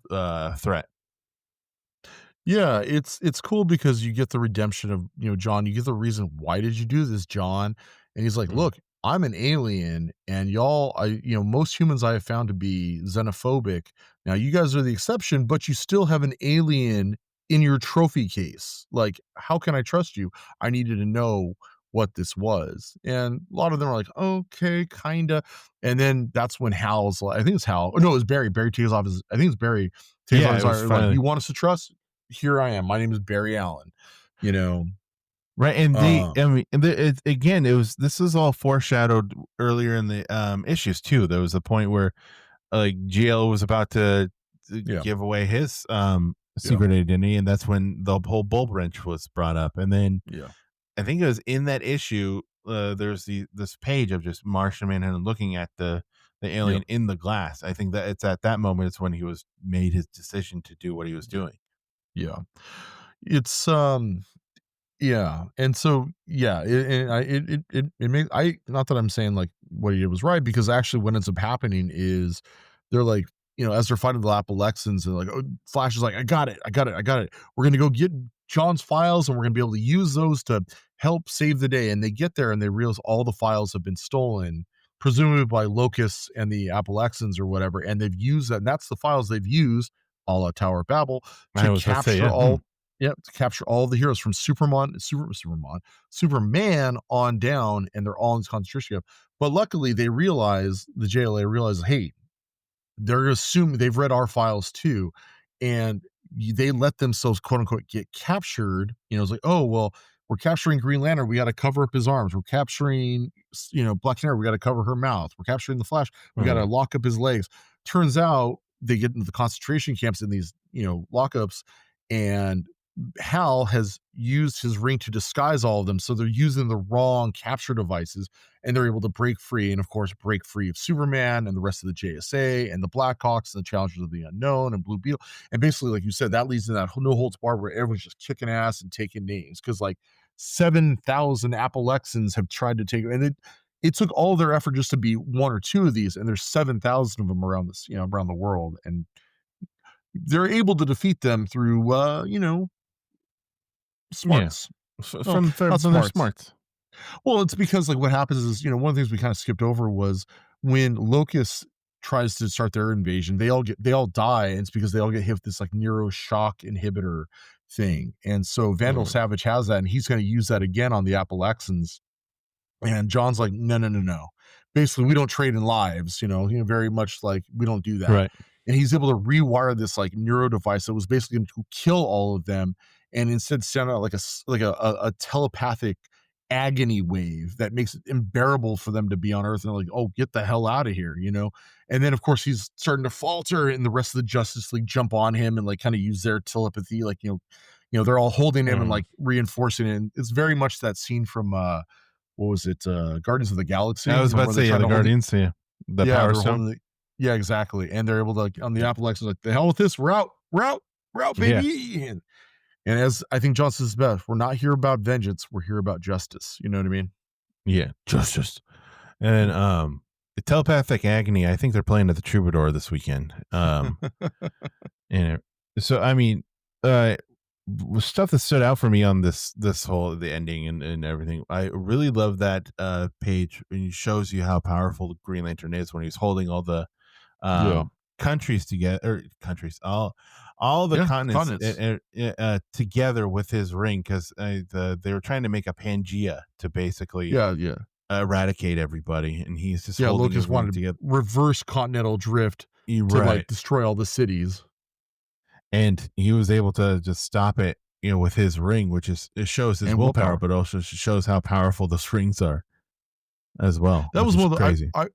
I I will say while that was a very cool panel, you see like all the things going into the earth and like the cure was Flash rapidly typing in passwords into a Yeah. computer to, 111, to, to 1111, 111, yeah, 1112. basically to just to find out to like, oh, I stopped it, and like, oh, we stopped it with the computer. It's like it's kind of like glazed over. It's like, how are we able to do this with unstoppable power? It's like, Yeah. okay, sure, all right, whatever. We're just gonna just glaze over that. Sure, that's fine. We don't need to get too much into it. Nah, you don't. It's like, it's comic books. It's superheroes. It's silly. Right. Um, the book basically ends with having liberated Earth, they now consider adding a new member, and could it be a certain arrow slinging friend of theirs? Hawkeye? No, No, that's no Ghost. Hawkeye. Speedy. Speedy? Um, No, Arrowette? yeah, exactly. Yeah, but you find out, they're like, "Oh, so invite Green Arrow," and it turns out that he has also been the secret benefactor to them the whole time, financing their operation. Because originally, Ollie was a billionaire, I believe, right, or a millionaire, Yeah. along the lines of Bruce Wayne. Is he not Yeah, anymore? I don't think so. Is he? Is he back to me? I'm not They sure. go back and they go back and forth with that all the time. That's true. It's like, He's always so I mean, could be it wasn't like their cave could have been like the new Arrow cave or a yeah, former something like Arrow that. cave. Yeah. Um, yeah. What did obviously, there's some silliness and some, stuff that was unresolved, a la Blue Beetle's arms. What did you think of the whole book though, overall though, Josh? Like, where does it kind of land for you? What do you think of the book? Is this a recommendation? What do you think, man? Yeah, no, I think this is a great intro to Justice League for new readers. I think it reads well enough, but it's smart enough, but not too complicated to follow. Yeah. Um, and it's a very fun book. It gives Yeah. you because everybody knows Batman, Superman, Wonder Yep. Woman. It Wonder Woman. definitely gives you more of the like we said the side characters that Yeah. aren't typically known Yeah. or not mainstream known. So Yeah. I think it's definitely if you're looking to get into the Justice League or DC Comics, like in general, this is Yeah. a great start. This does what a year one book should do. Yeah. I will say the fact that they focus, I would say 50% of the book, if not more, is focused on character and character interactions and character Hmm. moments. If that's what makes this book work, because like, the story itself is very basic. Group of heroes come together, they learn to trust each other, they struggle with that trust, and then through it all learn that they're stronger together than apart. It's basically the basic story. There's an alien invasion, there's a secret evil Nazi group that are trying to destroy the earth, and then the twist is like they thought they knew what they were doing, and it turns out there's even more danger coming down. So there's some good twists, but overall, like it's those character moments, it's the character dynamics. It's like whether it's Barry on a date or Hal crashing his plane or Aquaman going to SeaWorld or whatever. It's all those little moments that are peppered through, and everyone gets their due. And that's Yeah. why I think it works. Like, even though, I've said, like I said, Martian Manhunter's like, I think soul or the heart of the team, if he's not the focus of the book, you know. Right. Um, It's like a good yeah. it's like a good season of TV. Yeah. Honestly, it's a good Yeah. Yeah. it's a good You know, like season 1 of a show. And it's I think you said it best. It's a good way to be introduced to the DC world without being in the shadow of Supes, Bat, and Diana. You know mhm. what I mean? You know. Um, Yeah. sadly, And you this don't book oh, is. it's but Oh, go ahead. Go, I'm sorry, go just ahead. one Go more ahead. thing. You don't have to understand all the references You either do not. to enjoy the book because Nope. there's some very Oh, like there's some deep cuts. deep cuts like the Blackhawks and the Challengers of the Unknown. Not only Challengers of the Unknown, but like them trying to be superheroes with like Yeah. the ear The black, yeah, thing. the Black Hawk. Yeah, with the Yeah. listener. The Yeah, that was a listener and all real that stuff. yeah, that was a real line in Black Hawk Comics where like they tried to be superheroes because that was the hot thing at the time in the 50s or the 60s or whatever it was. And like, nope, that didn't work. And they went back to the black uniforms and flying the planes. And by Yeah. then the damage was done. The book was canceled, but whatever. There's a lot of But you those don't Easter eggs. Yeah. yeah, and you don't need to know every Easter egg to understand or enjoy And the book, appreciate. which is good. No. Yeah, and yeah, it's just it's a simple story with like good character work, and it's a good introduction to DC. As I was saying though, this book isn't canon any longer because of the events of Infinite Crisis. It was the DC universe has been shifted back that Wonder Woman was a founding member of the Justice League, and of course that was again retconned again when they recently did New 52, and that's the now definitive origin of the Justice League as it stands, the New 52 origin of Justice Oh, the League. new So 52, they didn't redo that one either. I feel no, I like don't the think so. 52 world got retconned as well Well, yeah, but I after mean, those Rebirth, or events yeah, but I think those events still took place, like, so like the dark side thing. yeah, I think the Dark Side Gotcha, War and all that, yeah, because it bled into Rebirth or whatever. It's gotcha. that's the problem with DC. I think that they think the mandate now is like, if it's a good story, it's canon. If it's not a good story, we don't care, you Yeah. know? And So, like, and just to help with anybody's confusion, there's Crisis on Infinite Earths, and then there's Infinite Crisis. Infinite yeah, Crisis is like the newest one that oof, retconned a yeah. lot of stuff. So just when we were Well, saying there's because of the events of Infinite Crisis, that's not Crisis of Infinite Earths. So yeah, it's just there's also Final Crisis.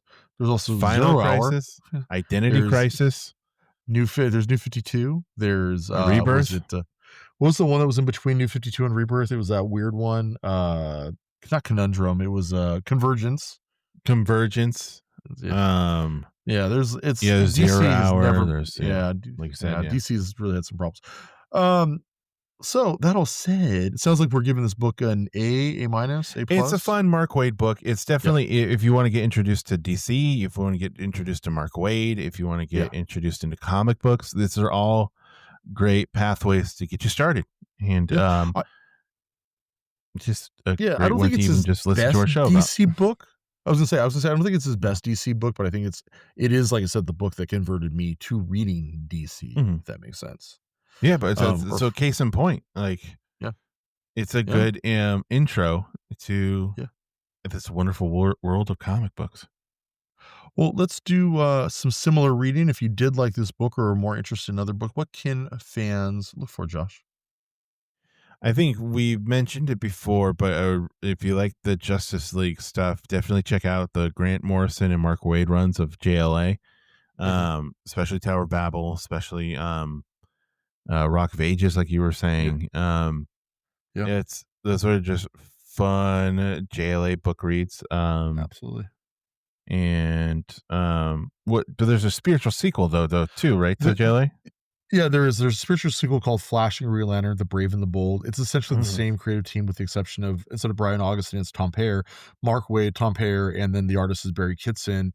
And it's a 6-issue miniseries following the friendships of Hal Jordan and Green Lantern, or I'm sorry, Hal Jordan and Barry Allen over the years, like basically like each like not decade, but every several.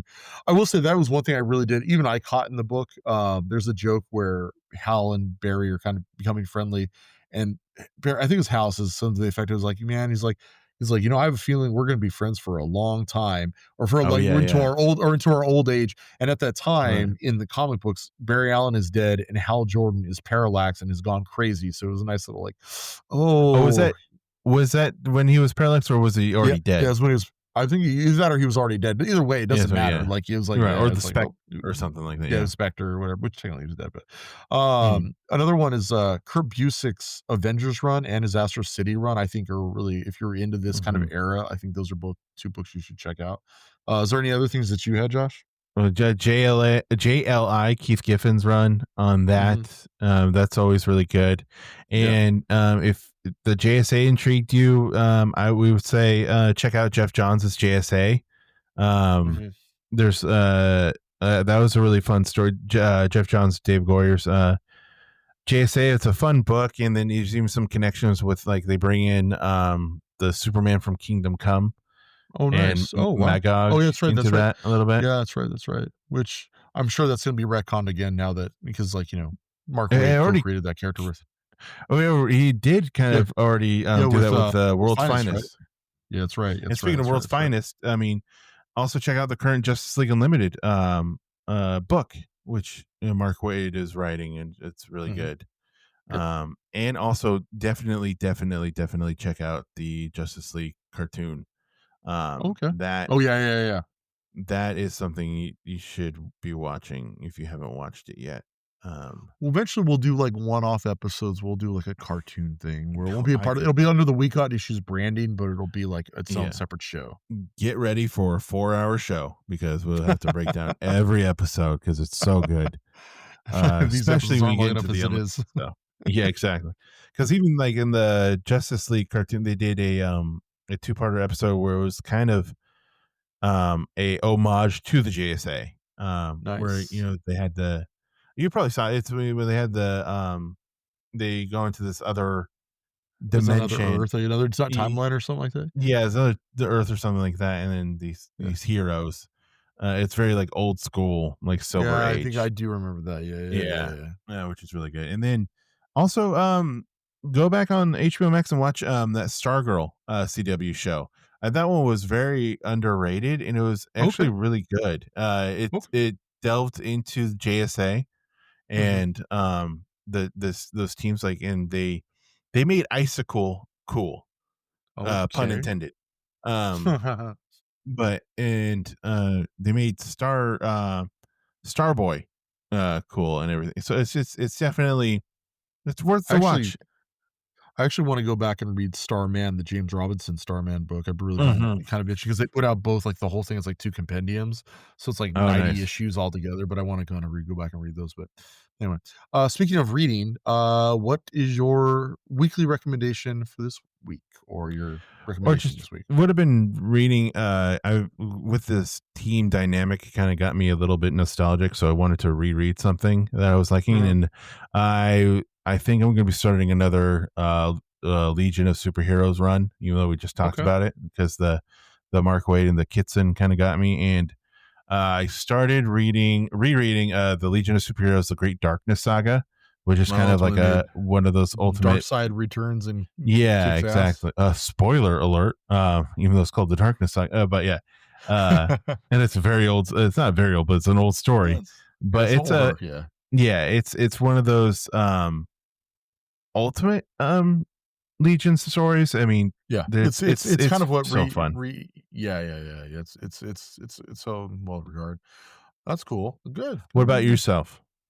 I actually just finished I picked up the Catwoman compact graphic novel. It's the first run by Darwin Cook and, Brubaker. I actually just finished that today. I've been picking it up and off and on for the last, like, 8 months, and I finally just was able to finish it today. It just as good as I remember, and in fact, it dovetails into, like, our Gotham Central stuff because it has Christmas Allen at the end is, like, one of the Oh, detectives. nice. I'm like, "Damn it, we should have brought that into this."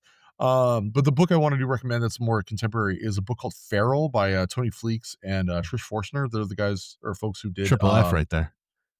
yeah. Yeah. They're the folks who did, Strays. It was, Stray Dogs Oh, rather, gotcha. Yeah, yeah. a couple years back. I think we actually I got to meet Tony Fleeks a few years back or maybe it was a couple months. I don't know. He was in my comic shop. He actually found out that we did an episode of Fresh Ink based on that book. And he was like, totally cool. He's doing a book called Feral right now. It's about a bunch of cats trying to survive essentially a rabies/zombie apocalypse. Oh, And it's Jesus. basically The Walking Dead with cats. And it's Oh, wow. awesome. It's really good. Like, they just literally I think the arc right now is they managed to break into a Petco, and they're dealing with a animal farm style situation, Oh, my and goodness. yeah, it's I don't even wanna say more than that because it was like I knew the twist was coming. I'm like, "I know what the twist is," and it's like, "Oh, it's still fucked up." It's really apt. I knew it was coming, yet I'm still I surprised. Yeah, it was still really good. But yeah, if you're into The Walking Dead or you're into like, Watership Cats? Down or Cats, like this is it's really good. It's literally I'm like, Mm. "Oh, this is just because like characters get killed off." I'm like, "Oh yeah, this is just The Walking Dead meets Cats," Oh, wow, nice. Oh, Yeah, and, so so, yeah, you're on a cat kick, though, too, with Catwoman and then Feral. That's hilarious. I did not even catch that. Oh. Yeah.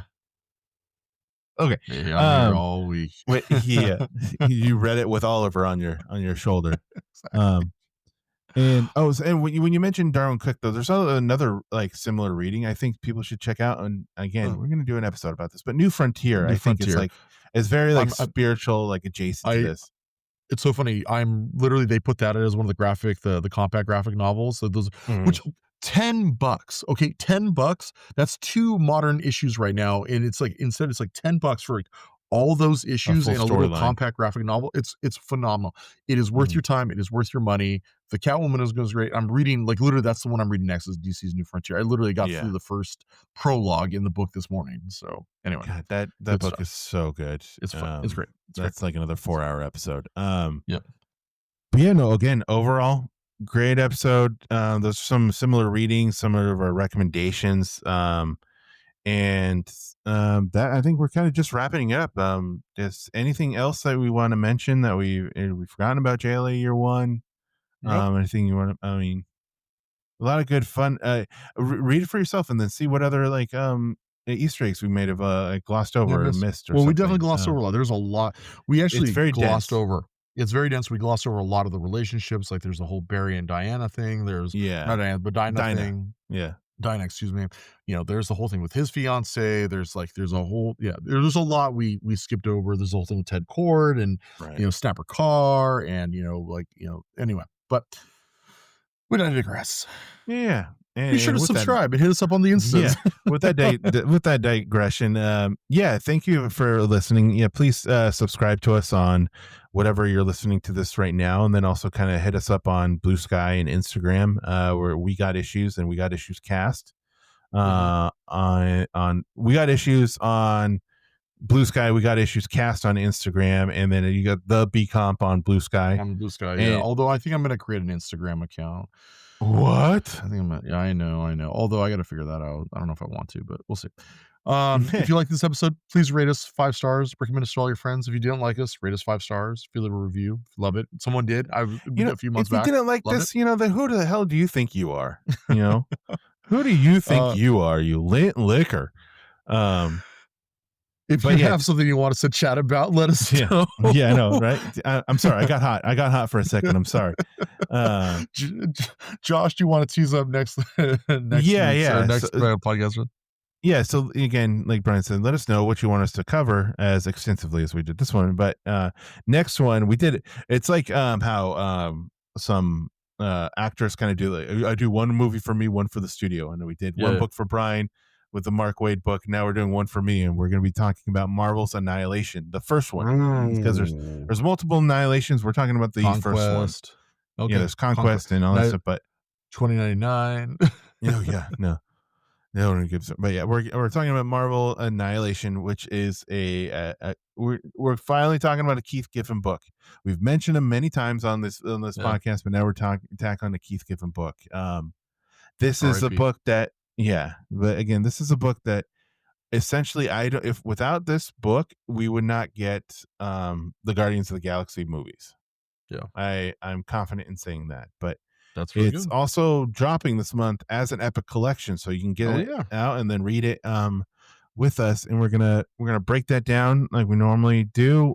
Talk about how some characters that came out of nowhere, like Nova, Mhm. and became an A-list character out of nowhere from Mhm. that He's time. always So been A-list in my heart. yeah, but not the people, other people were buying the comics. It's true. Yeah. But no, and then yeah, that's so please stay tuned for that as well. And thank you everybody for listening. We will catch you on that one. Peace.